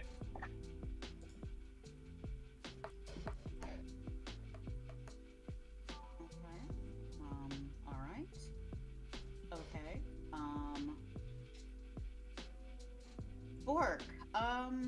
Yeah. So, the rest of the party, you see Bork trying to sneak around the front of the house. He's not too stealthy. Thundar, what you got? My charisma's decently high, so I'm gonna knock on the door and see if I can persuade the person to come out and talk to us. Okay. You do that, all you hear is more sobbing. Beto, okay, so you're playing, what do you want to say? I want to say we hear you. We'd like you to tell us a tale Okay. of your woes.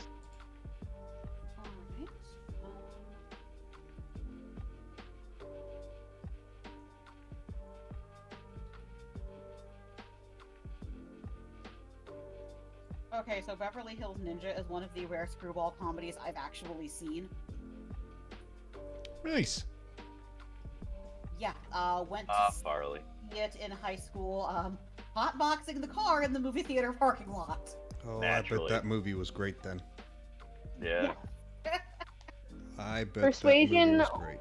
Nothing like stupid funny for when you're high. Oh yeah. Oh god, yeah. Okay. Stupid funny is the best. That's why I loved Dude, Where's My Car when I was high so much. Okay. Alright, yeah, Beto, we're still on you and this woman. Would you like me to roll a persuasion or a performance check for see if she'll come out?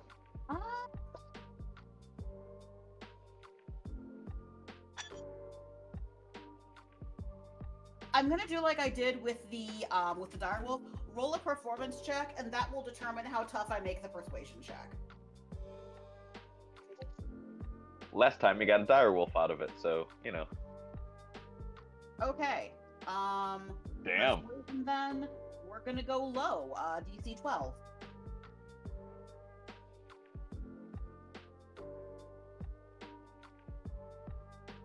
Damn. Getting good rolls. Nice rolling today.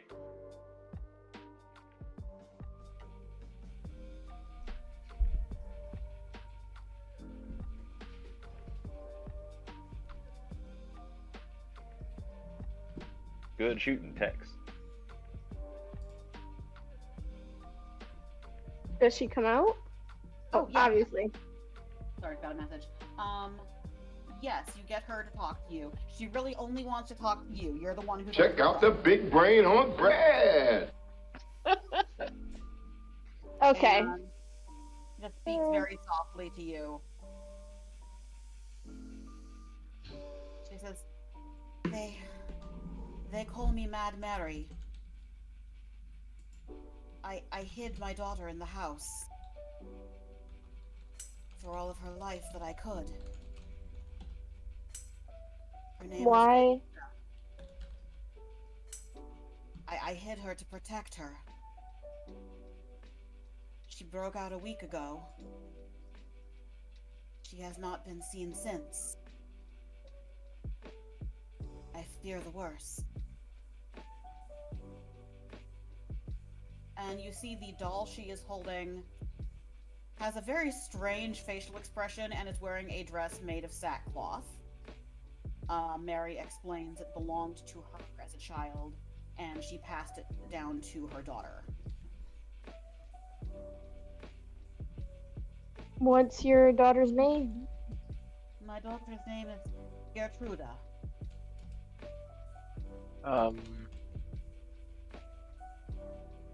I'm sorry that you have lost your daughter. Why were you trying to protect her and keep her inside? Make sure I get the story right.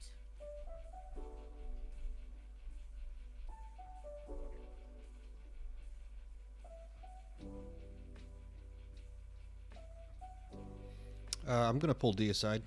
I'm gonna whisper you, buddy. Cool. My daughter... She has been charmed by the devil Strahd.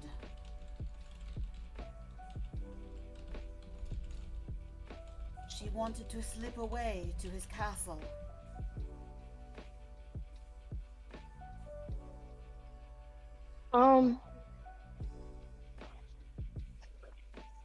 Does Strahd take all the children? Not all of them. He does not need to take them all, but the most beautiful ones, they disappear.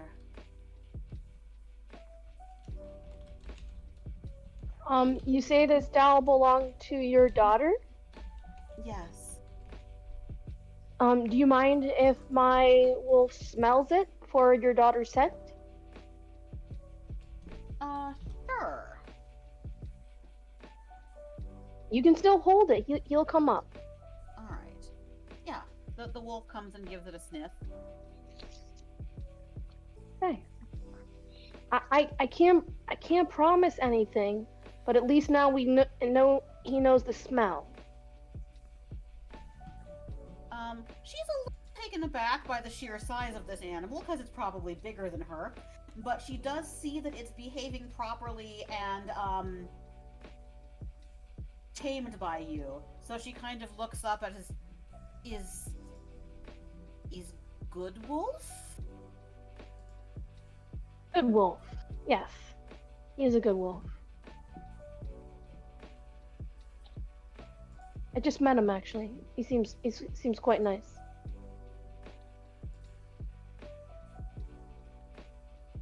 Alright, as you are going over the doll, you do see a tag, on it that says, I'll type this out.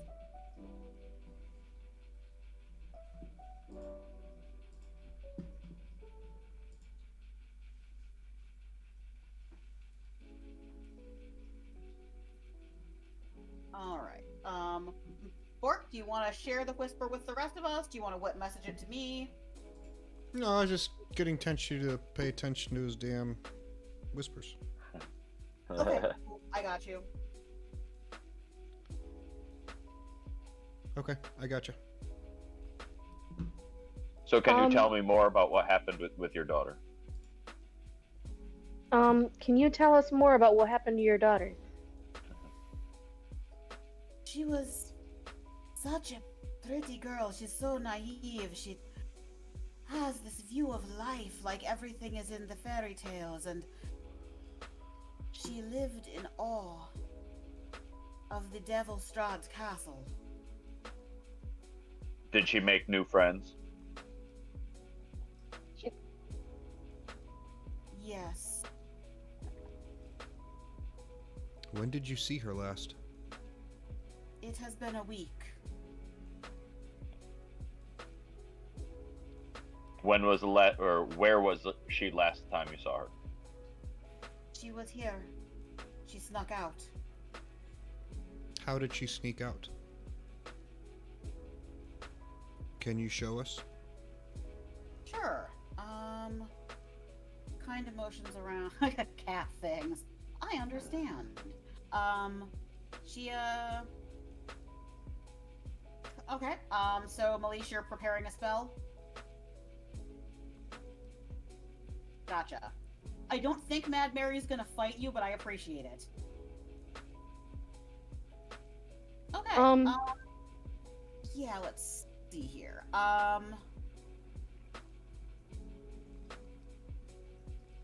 Mary, are there any rules that newcomers into town that we should know about? So, first I'll finish off with you, Bork. It's not like there were any signs of a struggle of her getting out. It wasn't like she was being held hostage, just, a strict parent. Well, my thought process is if we were trying to find her, the best place to start is at the beginning of where she started. So that's why I'm trying to have her find out how she escaped, so at least I know where a starting point is. And D is not bad at rolling for survival or that sort of thing, where maybe he might be able to get some tracks of what happened or something like that? Precisely. Pretty much just headed out the door when her mother wasn't paying attention or not looking. Oh, fair enough. Okay, so she just did the old duck and run. Yeah. The old slipperoo. All right. So, do you know who these friends that who her new friends were, and where they socialized? Sorry, a minute, I'm chewing.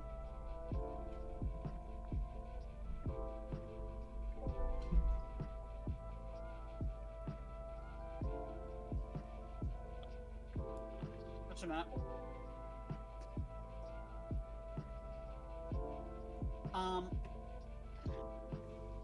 She believes that she has headed to Castle Ravenloft, to seek the attention of Strahd. Then that is where we need to go. Come, friends. Our journey continues. Okay. And you suppose that a party of 9 riders are just going to be invited right into the Castle Ravenloft? No. But that is where our road leads. We can find out to get in there when we get there. Okay. You're putting my master once said, "Don't put the horse before the cart." I didn't get that one, but he said that one time. Not much of a rider, are you? We had no horses. We lived in the mountains. You could ride like a mountain goat. We lived in the mountains. We lived off the land. We needed no outside help. We went down into the town for supplies every once in a while. In Icewind Dale, there is a Goliath encampment, and they all ride griffins. That's pretty badass. It is.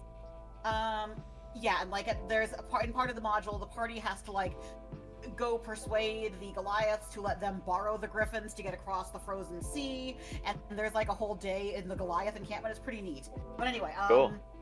So yeah, you're in the village of Barovia. Mad Mary, you definitely have earned her trust. She is feeling a bit more at ease with the assurance that you would be willing to look for and aid her daughter. So, you are in the village. What would you like to do? We should ask Mad Mary where we can supply. Not that she knows. I don't know if she would know anything about this, but she's a local and we're not. So if we needed to go and buy supplies and learn new information about how to get into the castle, where can we find the information and the supplies that we need? All right. Does she know where the armor is so I can get my sword silvered? Yeah, I think we would ask her those sorts of questions. She tells you that the only safe place in the village and the only people you could trust could be found in the church.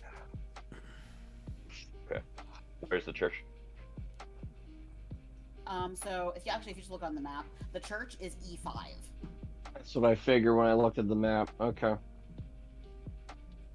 Oops, sorry, I'm looking at the wrong thing. Oh, Church of Witch God. Did not post it in the map section. That's okay. Oh yeah, it's still up there. Yeah, E5 you said. Mm-hmm. Okay. Oh, way the hell up there. Holy shit. Okay. All right. E5 and E6. I'm assuming is a giant cemetery. Yes. Yes. Okay. Let's go to there. Let's go. Wee. Let's go. You said when we came in here, there wasn't too many people in this. There was no one in the streets. Not that you have seen yet. I'm gonna ask her where. Are there a lot of people in this town? Why we haven't seen anyone yet? What's going on? They mostly they keep to the church or to themselves out of fear, despair.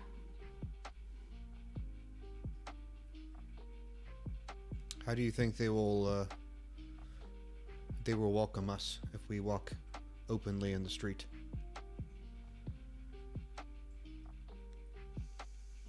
you conduct yourselves with kindness, you will be safe. Well, blessings be to you, and we will find your daughter. Okay. So yeah, in the city, there's a few shops. Bilgrath's Mercantile. There is a tavern called Blood of the Vine. There is the Burgomaster's Mansion, the church, the cemetery, and a house.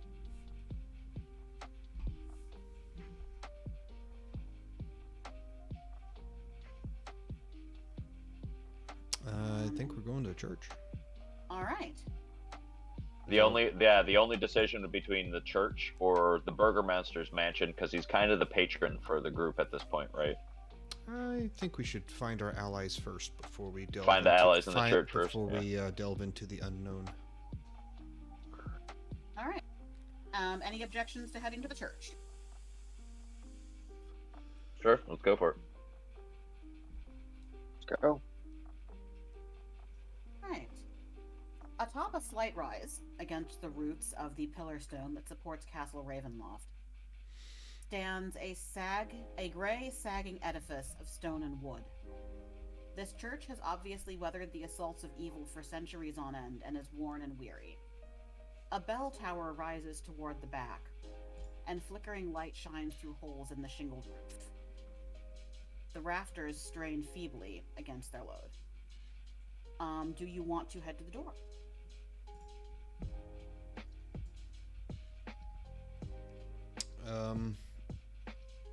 Yes. Okay. The heavy wooden doors of the church are covered by claw marks and scarred by fire. But they have not broken through? No. Like hellhounds? May I roll an investigation, please? Sure, what you looking for? To see if the grooves are all the same depth. With guidance. Yeah, I'll give him a hand too. Oops, I'll do it twice. Oh, never mind. Oh, never mind. Why do it twice? There's no need. That's no need. definitely better than that. What were you investigating for? I'm checking the grooves in the door. I think that this has been warded, and if it has, I'm looking to see if like all the grooves are like the same depth, like where it hits the spell and can go no further.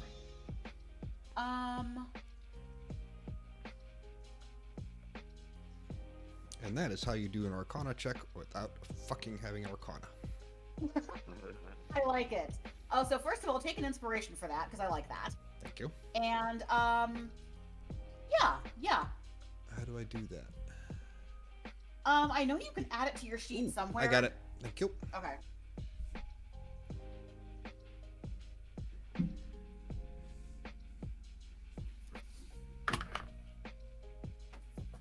All right.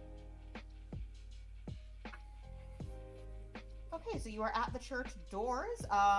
What would we all like to do? If there's an alms box, I'm gonna offer 20 silver to it. Okay. Did I get a result to my roll? Oh, yes. You can see that the grooves are of a similar depth. Okay, thank you.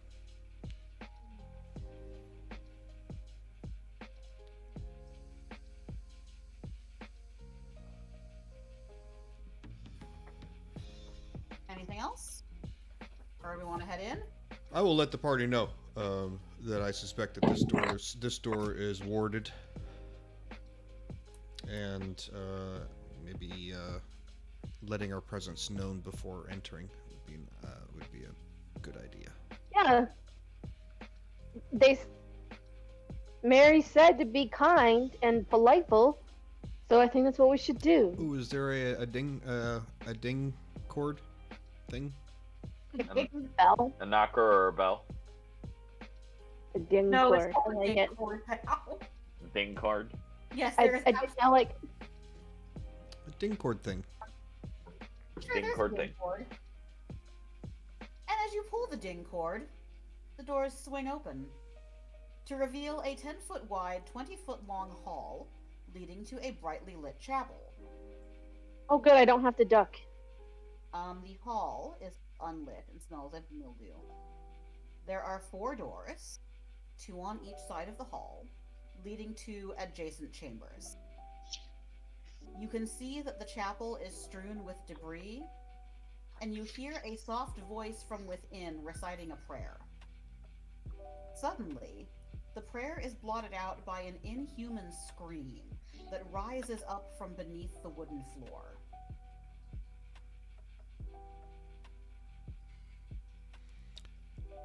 I am going to scream. Actually, as that thing screams. I was not expecting that. So yeah, my guy, he would be startled. Okay. I will also shout startled and say, "More spirits in the basement! It's the basement again!" So we're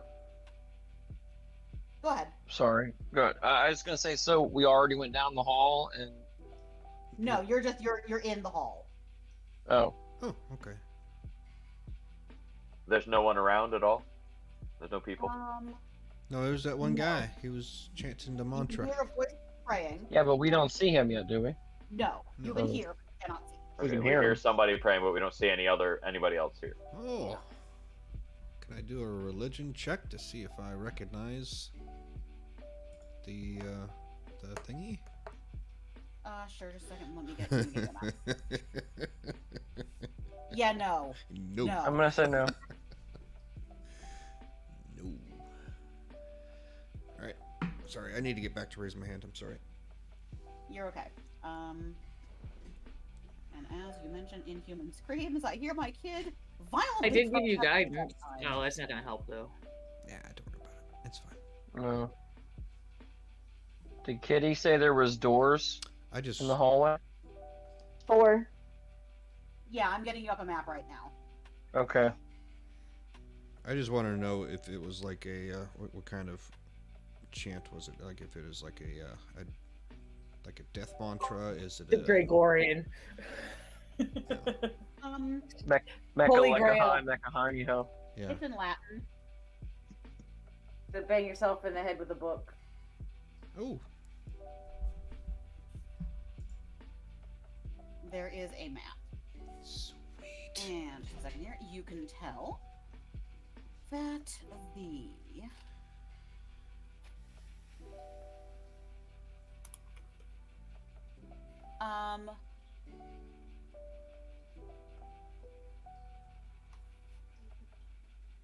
you can hear the inhuman scream is coming from the basement there, labeled G, and the prayer is coming from F. Okay. I'm going to suggest that we check these doors before we continue further. We Okay. don't want anything coming in Doesn't behind take us. time. The kid is absolutely losing her shit. I'll be right back. Okay. Okay. But yeah, I would suggest that we check the rooms first before we proceed into the big room, especially if there's something that big and screaming. I'm gonna see when she comes back. I'm gonna see if Ulf smells the girl anywhere. Okay. Oh, dude, If that's an okay you got a plan. dire wolf in there? That's a tight He's- squeeze. I'm 8 foot myself, so Well, that thing, I mean, that thing takes up 4 squares. So it's as wide as that hallway is. he goes where I go. Okay. Well, Yeah. I'll let you know. He'll be He behind might me. not fit though. down the stairway. I'll ask. Like, he might not be able to get downstairs if he doesn't fit that through the doorway, because it looks like it is just one narrow, like 5-foot wide thing. And if he needs 10 feet to clear, like he needs to go through a garage door. Yeah. Uh, I, can he just? Well, he could just smell at the door. Like he doesn't have to go in. yeah, I mean, it's It's being a dire like wolf, a garage you would door, think, yeah. You would think that his sense of smell is very keen. Yeah, that's what I'm thinking. Yeah, well, I think that if you actually look up the beast, the direwolf, I think they do get advantage on rolls for smell, Yeah, for but perception checks that involve smelling. kind of metagame in there a little bit. But I mean, it's just knowing the world though that you know that they should be very good at smelling. Yeah. So. No, it probably would be common. It is lore about the world that you probably we would know that they're good at smelling. They're very good at smelling. Yeah. All right, let's do a question. Someone roll a 1d4 or 1d6.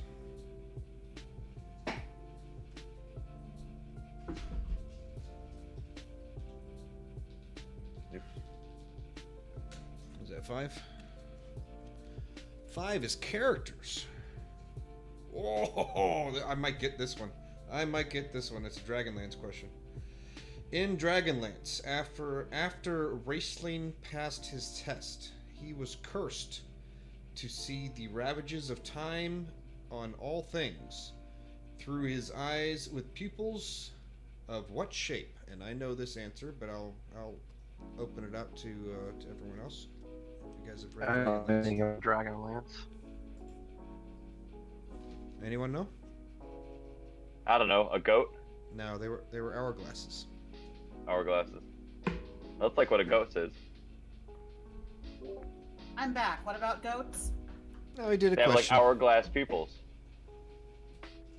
We did a D&D question, and it was a. Yeah, while we were on the interlude. Goats have kind of like rectangular pupils, I think. Yeah. That's weird.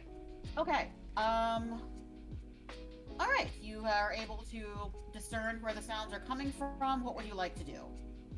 Okay, so you're gonna cast Protection from Evil and Good on board. Elise, what else? Elise? Okay, typing. Is it?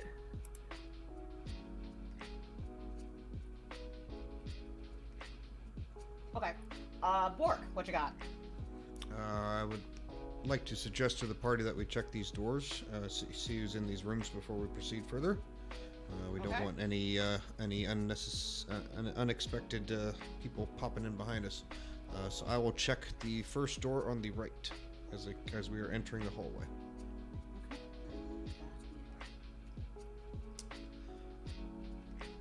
Lewin's gonna follow up with an absolutely. Check beyond the on the right when you're done over there. Are you gonna check it with me? I'm gonna check the opposite side. So, time and neglect have punched holes in the ceiling of this moldy room, which contains a few broken roof shingles among puddles of water. In one corner, set into the floor, is a heavy wooden trapdoor held shut with a chain and a padlock. A young man's screams of anguish can be heard through the door. From behind the door? Well, it's a trapdoor in the floor, Yeah. so you can hear screams from underneath it. Okay, that's what I thought. Okay.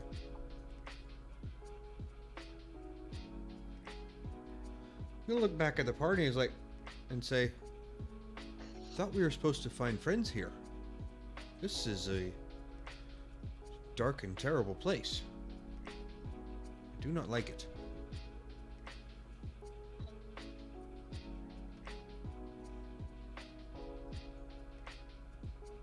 I'm not sure if we'll be finding many friends anywhere.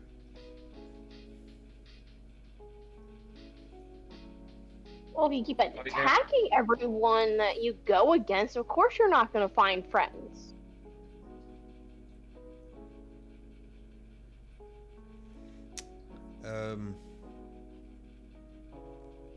I think there's someone down there.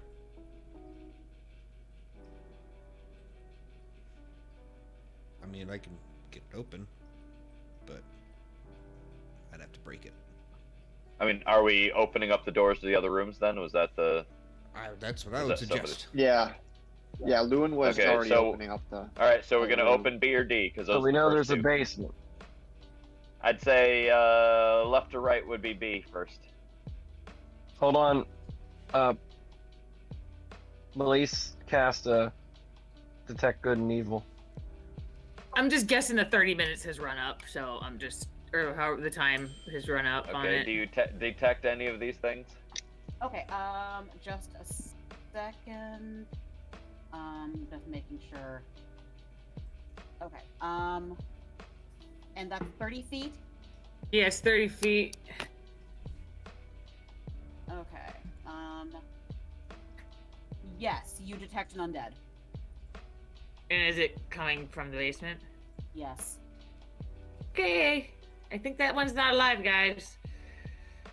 Do you tell at all of us? Do you let everybody know that there's undead in here? Yeah. Okay, then in that case, I am going to cast protection from evil and good on my own self. Beto, what you got? I just want to know if the direwolf Alf smells the girl at all. He can't go in the building. He's way too big.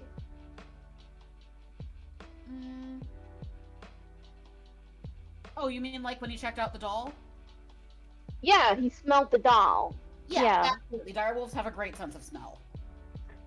But does he smell the girl though down there? In the church, no. Okay. Also, guys, I can cast Earth Tremor and blow a hole right in this church. Not saying we want to do that because we need to be friendly, but it'd be a good idea. I fear if you tremor this building and I look around at how dilapidated it looks, you may bring the whole thing down. Yeah.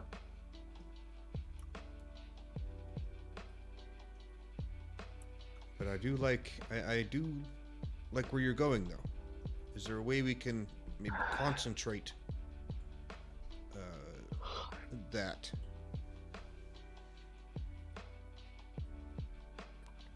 I do not know.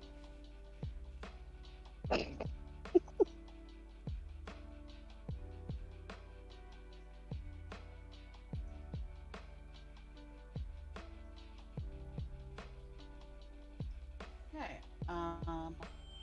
Again, you are still hearing screams coming from the floor. What would you like to do? Check the next room. All right. Just. Okay. So right now you're in area D. Do you want to just go behind it? To the next door would be E. I think that's the one that hold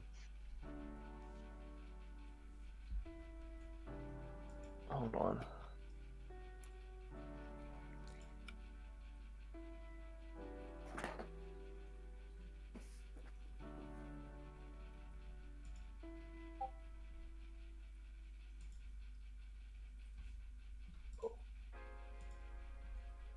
Okay, D, if you are looking for a way down the stairs,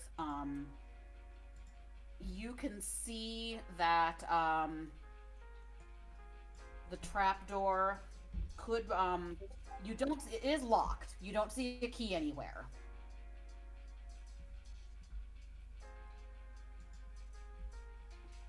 Didn't Lewin go in that room Oh, okay, cool.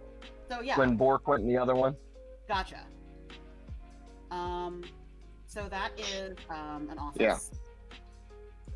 There is an old desk and chair standing against the south wall with a wooden holy symbol mounted up above them. It's a sunburst. A 10-foot long iron rod attached to the north wall stands bare, suggesting a tapestry once hung there. Against the far wall stands a wooden cabinet with 4 tall doors. The desk, let's see here. I'd like to open the cabinet. Sure. It doesn't contain a lot. There's a tinderbox, a few wooden boxes of candles. There are 2 books that look very well used. There's Hymns to the Dawn, which is a volume of chants to the Morning Lord. And you see a book called The Blade of Truth, The Uses of Logic in a War Against Diabolist Heresies as Fought by the Onquist Inquisition.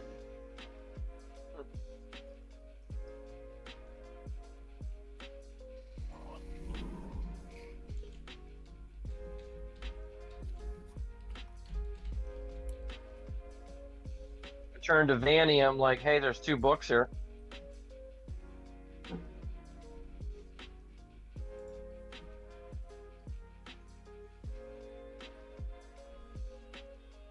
Cool. All right. I don't know if Vanny wants the books or not, or wants to look at them. Okay. D, you've got your hand up. What you got? I'm going to go and grab the rod that the tapestry used to hang on, since it seems like it's a long, like, metal or steel rod or something like that, iron. And then I'm going to try to wedge it under one of the trapdoor hinges, or the lock, or something, and I'm going to use the leverage from the long rod to see if I can break the door open. Okay. Give me a strength check. Strength check, athletics, strength saving throw. I'm it's just a normal strength check. Give me a raw strength check. Raw strength check.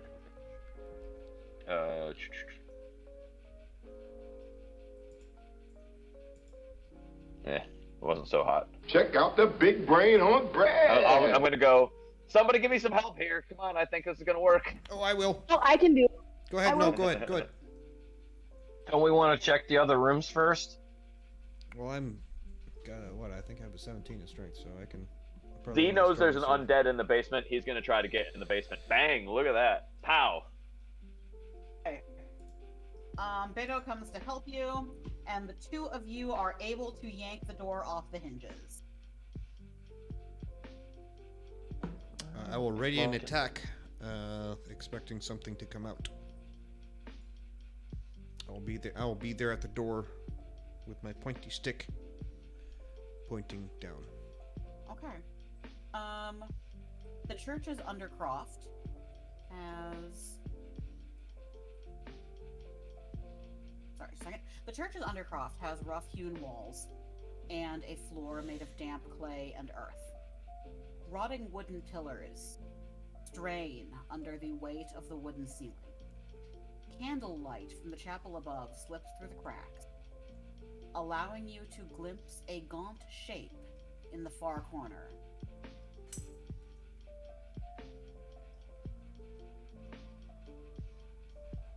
What would you like to do? Who all went downstairs? D, I know, went downstairs. I know Beto helped you rip the door off the hinges. I don't know if... I'm right there. Oh, did you go with him? Oh, I didn't leave the area, so... Okay. I would probably say I went down as well. Okay. So I'm going. Theodore as well. So then Theodore gets the other blast. Let's all go. Everybody go. All right. Did everybody drink for the strength check? 20? Because I feel like, I don't know, that kind of slipped by. That was a 20. That one did, yeah. All right. That was a 20. That was a 20 on tearing the hinges off the trapdoor. That thing went fucking flying. We should celebrate that. Rip the door off of the hinges. I'm having a lot of good rolls tonight. Yeah, you have. What would we like to do? I mean, D's already got protection from good and evil on, so he's just going to be ready to go for a toe-to-toe throwdown with whatever's down here. I will actually insist that D goes first. This is his expertise, and I know that, but I will be close behind. Let's go. Possibly there, possibly to be, possibly. Let's close see enough, what sort of undead awaits us down here. Yeah, close enough that I can use a reaction to get in front of him, and give him cover. Okay.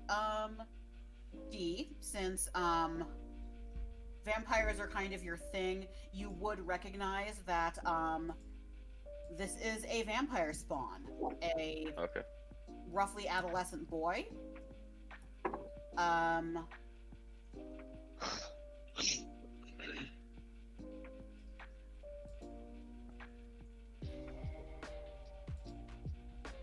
As the party kind of comes into his view, you can see he is actually backing away, trying to avoid you, and you hear him say, "I can smell your blood." Ooh, and I can smell your breath. You need a breath mint. Your breath stank. I'm going to hold my hand back slightly hold my hand back to the party and say, "He's just a boy. It's young. Let's make it quick and painless." Okay. Just gonna go into some narration. So Beto, you're trying to. Oh, that's right. You're a Goliath. You could do that.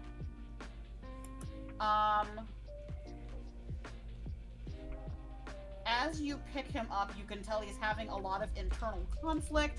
He is absolutely terrified and trying his best to move away from you. I don't think he's fully turned. There's no saving him. There might be. Melise, what are you doing with the fairy fire? I did it on It accident. is best to put him out of his misery.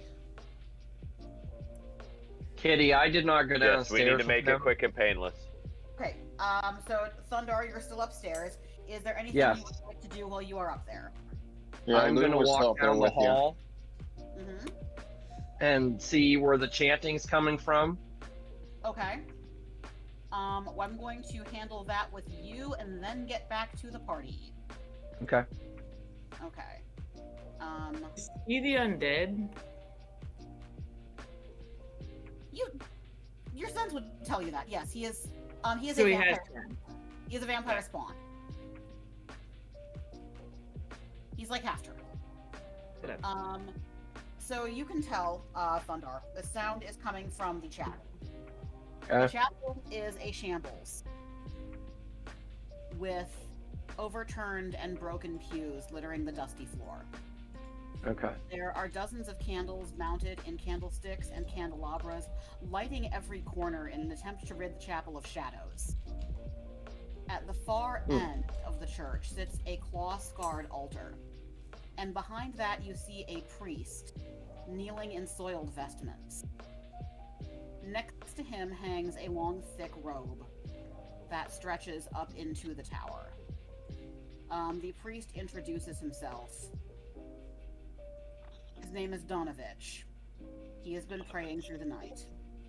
Okay. Okay, so Lewin's going in with you. Okay. His voice is hoarse and weak. Okay. And he... Go ahead. I'm gonna tell him my name, and I do have one cantrip. It's light, so I'm gonna cast it Okay. to give him help lighting up his temple. He looks at you with approval. He says, "Just over a year ago, my son Doru and several other villagers stormed Castle Ravenloft in revolt. They had been lured there by a wizard in black robes. The wizard died at the hands of the devil Strahd.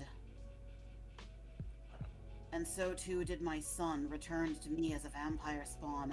I was able to trap him in the church's undercroft.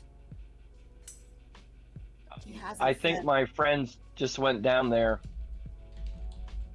He hasn't been fed since he was imprisoned, crying out at all hours. I pray day and night, hoping that the gods will tell him how to save him without destroying him.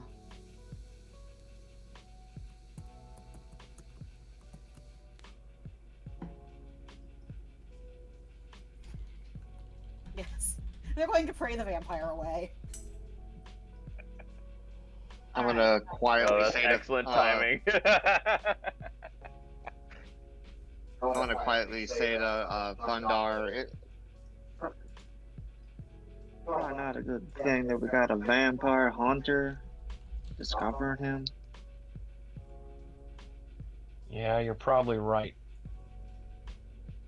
So I'm gonna tell the priest, let me see if I can get in the basement and talk to my expert in vampire hunting to see if there's anything that can be done for your son. Okay. All right, so you want to So- head down? Yeah, I'll head down now.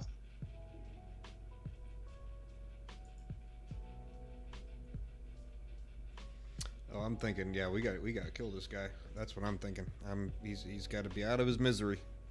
He's Yeah, I mean, according to the actual lore, would Deeb think that there was any hope, or would D say like that he's going to only get worse from here, and we just need to kill him as humanely as possible? Well, how close have you gotten to check him out? I mean, yeah, I mean, we haven't really had a turn down here, so he hasn't really had a look. Yeah, I haven't really given y'all any time down Okay, there yet. yep, I'm gonna jump back to you.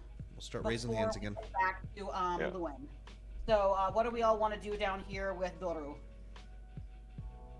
Well, do I get there before they do anything to him? No, because I have not given them a round down there yet. Okay. So you guys go ahead. So like I said, so I guess actually I'm going to ask you from a DM perspective, like, would my understanding be that he's too far gone and that that we should just put him out of his misery, or do I think that there's a cure for vampirism?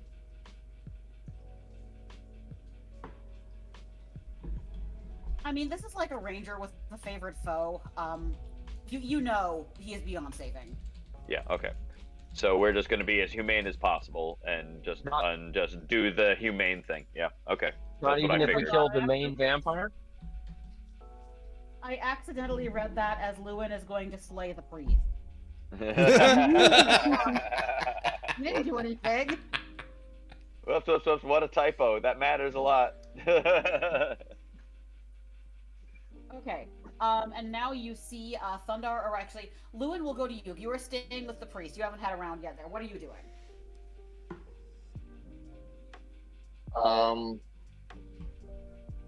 I suppose he's just gonna be kind of checking out the area,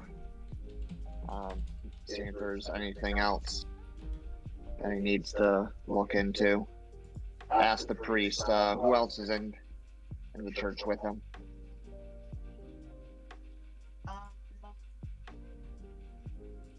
That he knows of right now, there is not anyone. Okay. Party downstairs. Doru is lunging and hissing at you. Roll for initiative.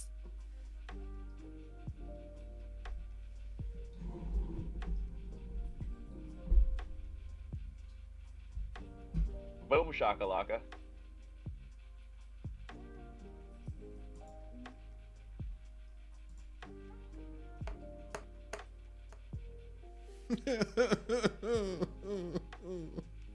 Oh my god. No. Drink. Drink. So 2 drinks in a row for bad and good. As long as they're throwing them out there. So keep throwing those drinks out there. No. Beyond, do you like it?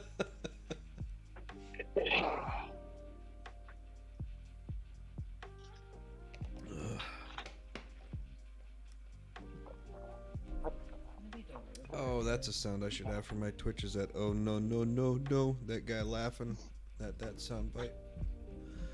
You've just made it down. Okay. All right. So we've got a battle map getting set up. Is it trivia time again? Oh, sure.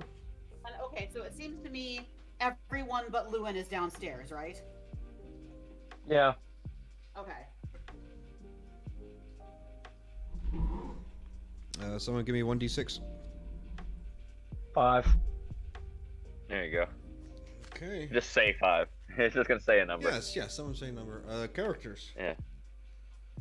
According to a dwarven saying, how many years does it usually take for an acquaintance to become a trusted friend? Oh. Well, fuck if I know. Doors live a long time. How the Shit, 100 years? Did you I'm know gonna say that? 100 years. What'd you say? I'm gonna say 100 years. Oh, you fucking! Oh my god, you're right. Oh my god, I'm right. Yeah.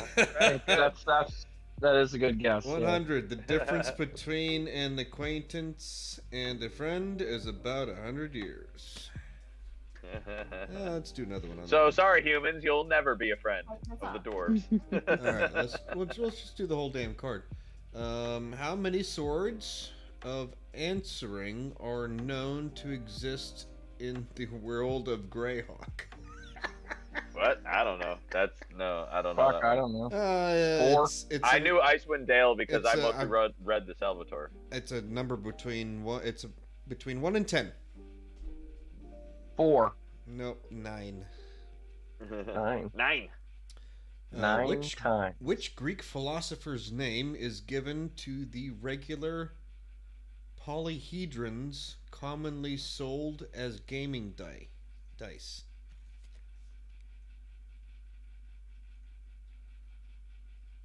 Greek philosopher? Well, shit. I'm trying to think. Aristotle, Plato. That's it. Plato. Yep. What All right. is the innate spellcasting ability? I'm too high to say this word. Githyanki warrior. Intelligence, wisdom, or charisma. So what innate spellcasting ability is a Githyanki warrior? Intelligence, wisdom, or charisma? What? Charisma. Intelligence. Okay, never mind. I thought, and I figured innate spell casting is usually charisma. Oh well. Yeah, that does make sense. Intelligence Like a is sorcerer. rare. Intelligence is rare for monsters to have. Yes, that's true. Yeah, that is for their absolutely true. spellcasting, it's usually wisdom or charisma. Usually charisma. Yeah, humanoids have intelligence, but like a lot of the other creatures do not. I guess like demons and stuff like that can though. Demons and those sorts of monsters can. Dragons. All right, Dungeons and Adventures. What capability do certain humanoids, spellcasters, and magic items have that permits sight in lightless dungeons? Dark vision. There you Dark go. vision. There you go. Yeah. All right, and the last We all know one. that one. The last one. Which deity of Faerun, sometimes called the Even-Handed, is represented by balanced scales resting on a warhammer? I don't know the Faerun deities. Sorry, that's lore is out of my. Yeah, Tyr. Tyr. Here. Wow. Yeah. In the other party I run, Is that it? he had a paladin. That's the whole Our card. player had to step away because he was going to grad school, but he was a paladin of Tyr, and he had a Holy Avenger sword that he called Tyr's Judgment. Cool. Tears of Tyr. D, you are up first, and you have advantage because you rolled a 20 on initiative. Sweet. All right. Well, shit. Then I'm gonna lay some lumber then. All right, let's do it. Hold on, I gotta get back to my character sheet. Let's fuck you up. Okay, so what I'm gonna do is I'm going to do for my bonus action, I'm going to use Slayer's Prey, which is like a monster slayer trait where I use my bonus action to add 1d6 to the first attack in my turn against this creature. Okay. So it means in addition to having advantage, I'm gonna get an extra 1d6 if I hit on the damage. Okay. So let her rip. What do you got for me? 15. Yeah, 15 exactly hits. Okay. I'm going to roll this damage, and I'm going to roll an extra d6 for the remainder. Okay. Oops, sorry. What's going on here? I fucked that up. Oops. Hold on. Let me try that again. And there's a d6 5. All right. So a total of 14. And then, that is it for me. I'm going to stand right up there and be all up in his face. Okay. I have too many tabs open. Okay, next. Okay, so D, if you are right in front of Doru, he is going to lunge at you. He's got 2 attacks. There's a claw and a bite. Okay, I have protection from good and evil, so he rolls the disadvantage. Okay.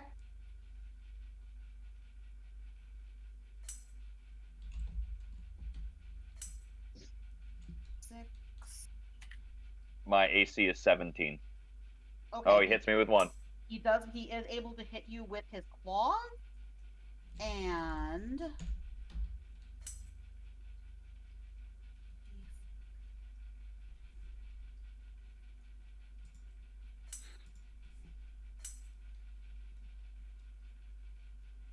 you are going to take 7 slashing damage.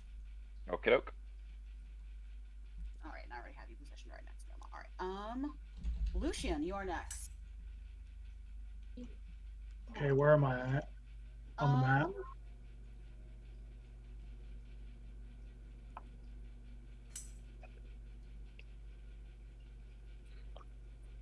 I put down the wrong people again. God dang it. Actually, Lucian, you are. Okay, no, I didn't put down Theodore. Lucian, this is you. Okay, where's he at? The big blue dice here in the corner. Okay.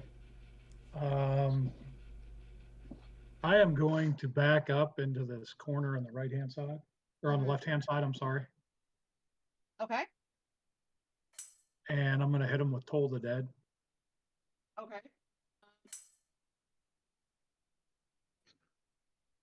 Sometimes webcam flips the image. Are you going to this corner? No. Sorry, the opposite corner that he's in. Only to us, it's the bottom. This Yeah. one? Nope. Keep going. One more. One? Yep. Okay, got it. Okay. All right. Spell save is 14. Okay. What type of save? Wisdom.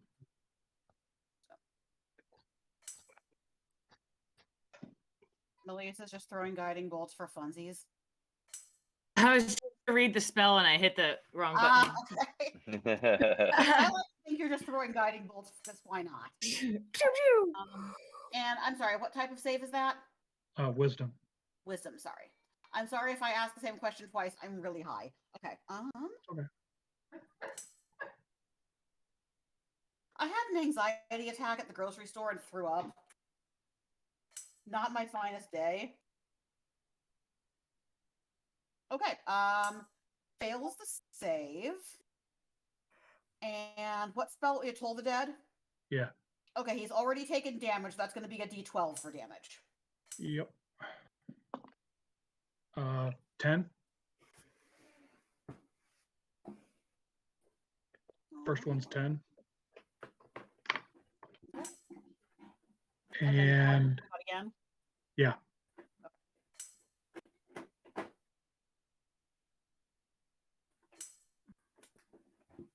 Damn it. Okay. Save on the second one. Okay. That's all. I'm complete. All right. Next up, Melise, now it is your turn. Let's see here. I just wanted to make sure I'm not gonna like destroy everybody if I throw this inside. Let's do it anyway. Fucking send it. I can bring them back. There you go. Oh fuck! I don't hit. Not with the 9. I kind of want that, like a clumsy, impulsive cleric who regularly takes out their whole party, then like apologetically brings them back. I guess I'll just. Sorry, guys, I did that again. Down. Yeah, clear out of the way. Oh fuck. What? Yeah, that's it for me. I'm just gonna kind of back the fuck up. Okay. Remember, cantrips are bonus actions. You want to cast anything else? No. Okay. All right. Didn't load my cantrips. Okay. Thundar, it is your turn. Kitty, which one am I? Just a second here. You are down here. Yeah, I don't have any. I didn't put my cantrips in. Yeah, you kind of just came down the stairs. Is each square 5? Yeah, but you know what? It's towards the end of hour 3.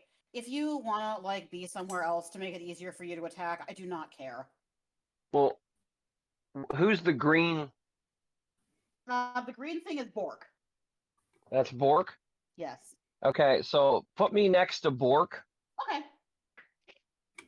You guys seem to be battle buddies.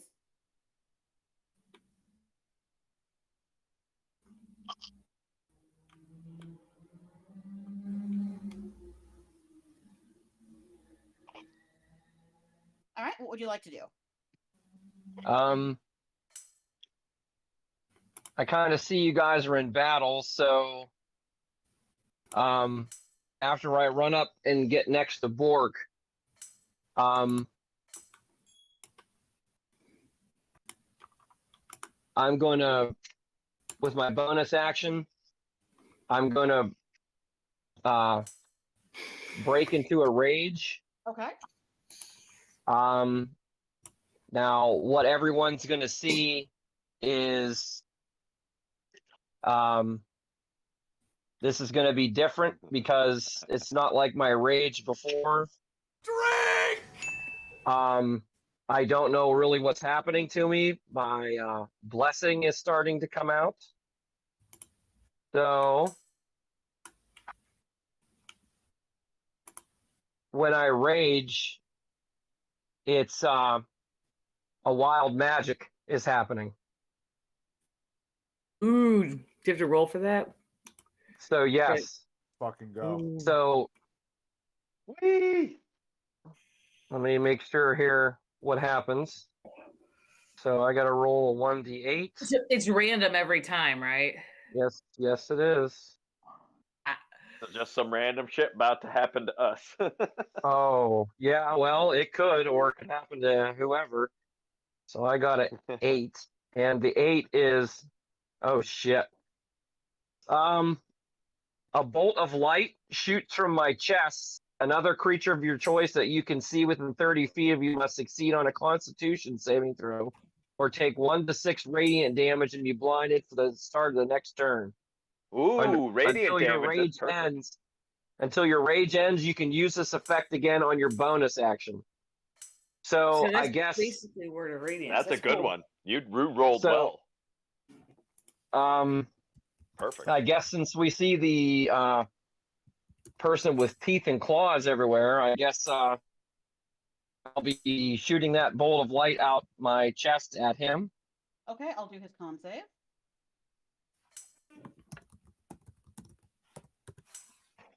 I always I gotta thought see what wild my magic in this game was such a great metaphor for mental illness. let's see what my Well, oh yeah, I know what it is, but he failed that. So what I say he takes 1 to 8. oh yeah. Go back and read it. There, hold on, let me look. He takes 1 to 8. 1d8 no, I think it's 1 to 6. 1 to 6. 1 to 6. The 1d8. And he's blinded. Okay. All right, so yeah, roll me a d6. Okay, yeah, so he's also blinded too. So 1d6. So he takes 4, and he's also blinded. Okay. That was just for me raging. Okay. So with my action,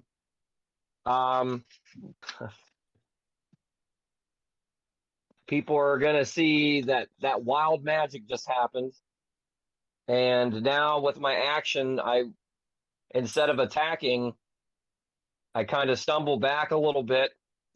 My eyes go from light blue to very, very dark.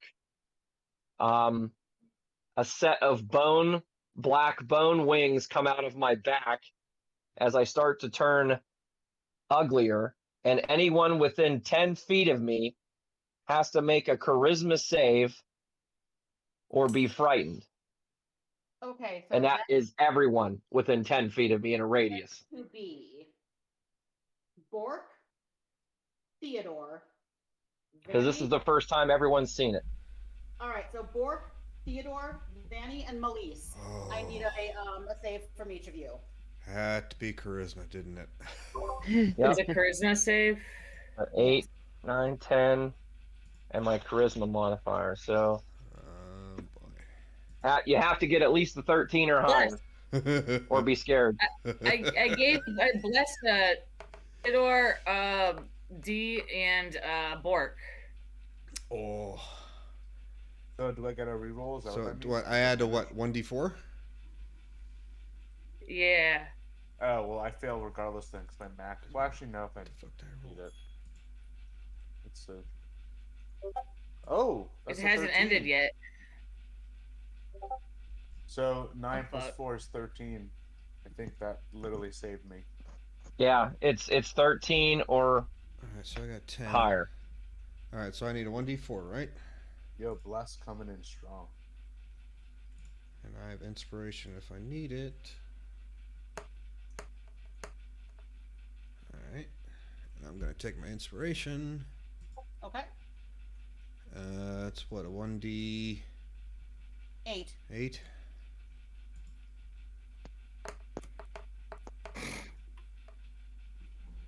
I ain't scared. Almost lost my Nice. cool there, but I ain't scared. Yeah, you kind of go, what the fuck? But then you settle down. It's like, we were traveling with the Dark Angel this whole time. Yeah, that he didn't even know either. So Oh wait, I have an inspiration die I can roll.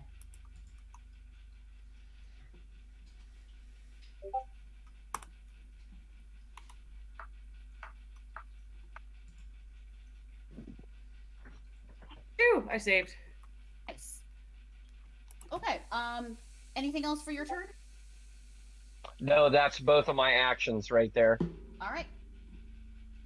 Okay. Beto, you are up. Where am I? Just back in your main page.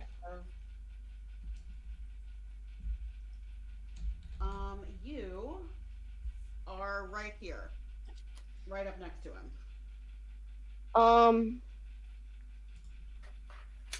Can I hold him like I don't? So this is what I would like to do. I'm not sure it's gonna happen. Okay. I would like to try to scoop him up and hold him as far away from me as I can, like like somebody who doesn't like children, but sneakily walk away with him, like with stealth. Okay. What? The trouble is that is.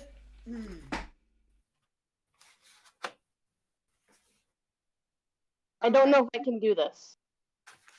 Yeah, that really is going to be 2 actions, unfortunately. Okay, so my character really doesn't like to fight, Okay. but it doesn't like people also like attacking something that I perceive as it can't help himself. Okay. So I'm just gonna play my bagpipes so horribly wrong in the most performance way I can, so it distracts them all. I think I have to do a deception and a performance check if that's possible. Yeah, the trouble is I can't have you do 2 checks as an action. Okay. Well, then I will just try to do a performance check. Okay. Because, well, Yeah, I can do that. If I may be devil's advocate, if she's intentionally playing bad, that is straight performance. I would argue. That is an intended way to perform, so that's why I would say it is a straight performance check. Yeah, Performing bad? Yeah. Yeah, because actually once you are like, and I know this from having, had some music training, once you're good at something, you actually have to put a lot of effort into playing badly. Yeah, you can intentionally play bad on an instrument. And it's a bagpipe, so everybody's not going to like the sound already.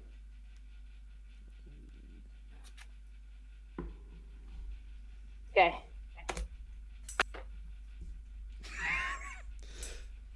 By the way, we do have some guy that is Irish. He's watching from Ireland, watching our stream.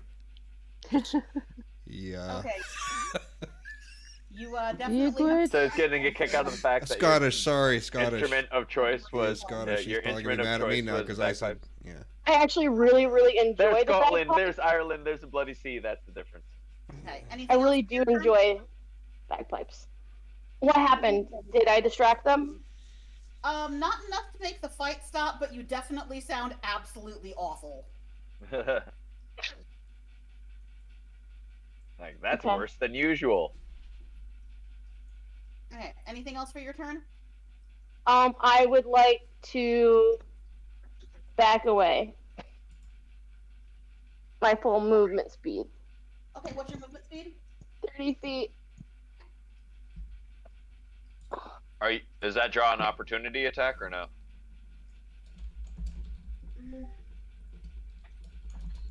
Yeah. Oh, fun. All right. So. But that does take away his reaction.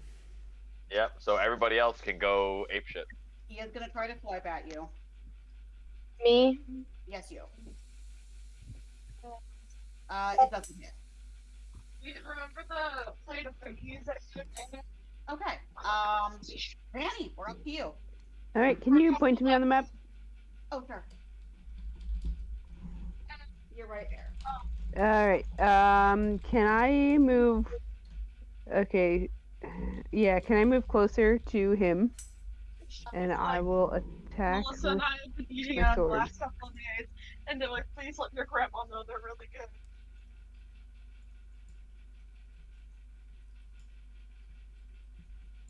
Okay. What would you go ahead and attack? Yeah. You have advantage because you and D are now flanking. Okay, cool. Oh no, I can't figure this out. I rolled damage. No, I didn't. Yeah, I did.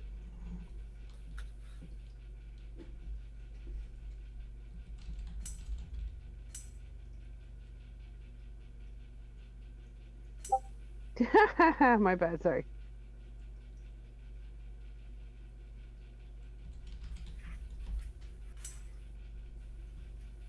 Okay. Roll again because you have advantage from flanking. Okay.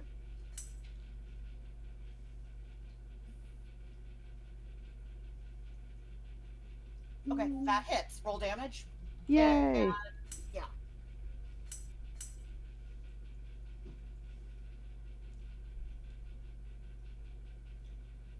Cool.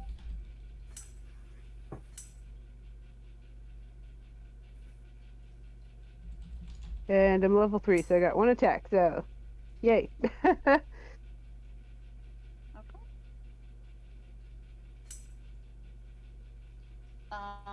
Theodore, we're up to you. All right. How far away am I from the spawn? Is that like a 10-foot diagonal? You're here. That would be 1, 2, 3. You could get there in 20 feet.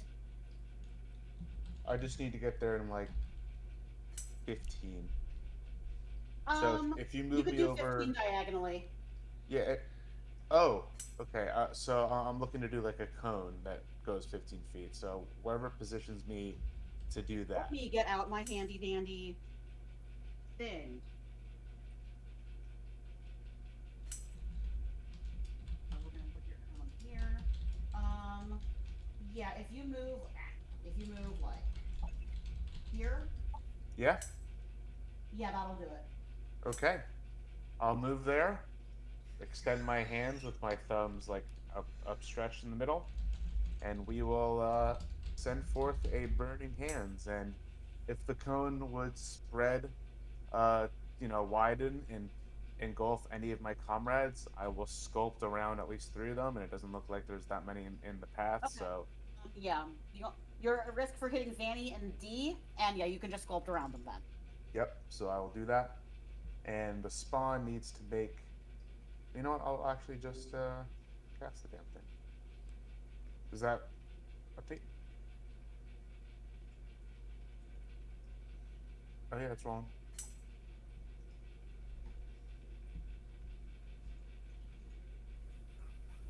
All right, so DC 13 dex save.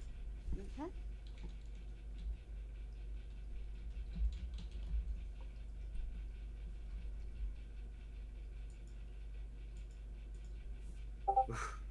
All right, 5 fire damage.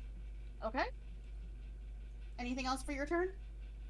Let's see. After the flames die down, I'll kind of shuffle back, like diagonally back 5 feet, and then another 5 feet to the right, just to like hide back behind the muscle. You got it. That's it. Okay. Bork, it is your turn. The muscle. Oh, we're gonna go in with the pointer stick. All right. You've got a stab him with a pointy end. Here. You've got advantage. Oh hell yeah. that. Advantage. Roll. Ooh. I think it's... Which one is it?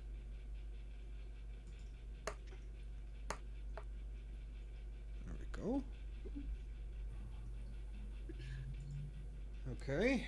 And then I'm going to use a key point. Is he bleeding? Yes. Okay. Yeah. Key point. Flurry of blows. Yeah, I forgot to mention he's looking pretty bad. Your rolls haven't come through. You can just give me the damage total when you're done. Oh shit. I'm sorry. Or let me see if I can grab it on Beyond. I might have been doing it in the wrong fucking place. Yeah, I don't see it in the game log either. Did you link your thing? Yes. No, because other rolls are coming through. Initiative and stuff went through. Hmm. Fury of Blows might not be a Well, I didn't do the Fury of Blows yet. Oh, okay.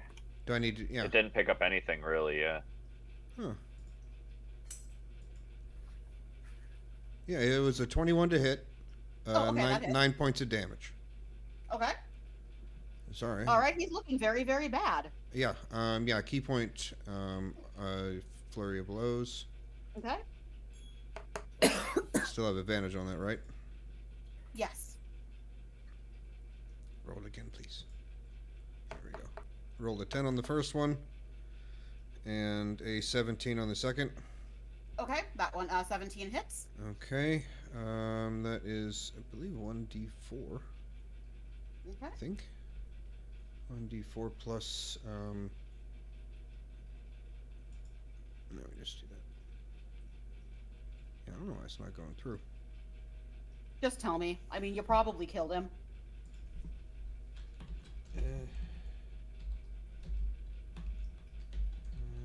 Plus 5. All right, cool. How do you want to do it? Oh. I will come up and do the old Dimmock Death Touch, the half-inch or the inch punch thingy that Bruce Lee does. Punch? Okay. Yeah, 1 inch punch, and yeah, just kind of cave his heart in through his chest. Nice. Quality kung fu move. Yep. All right. And so, Lewin upstairs, as the silence comes from the Undercroft, you see Donovich just collapse in despair, knowing that what was necessary has been done. That is where we will end it tonight. Nice. Great, thank you. Thank you, Alan. Thanks, guys. That was Yeah, a it lot was of a fun. good session. We covered a lot of ground. You really did. That was good stuff. Yeah. Awesome. See you guys Saturday. Yeah. Good See night, you everybody. guys. See ya. See ya. Thanks, See you guys. Saturday. Or Sunday. Yeah. I'll be there probably both. Laters. Alrighty.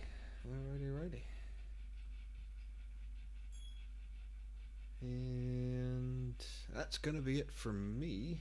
I'll get off Discord first. Bloop. Okay. Yeah, that's gonna be it for me. Thank you guys so much for stopping by, and thank you for the bit talk. I really do appreciate that. Thank you. That was a lot of fun. That was a lot of fun. That was a good session. So we will be back. We play every Tuesday at 7, and we play usually till about 10 o'clock or so.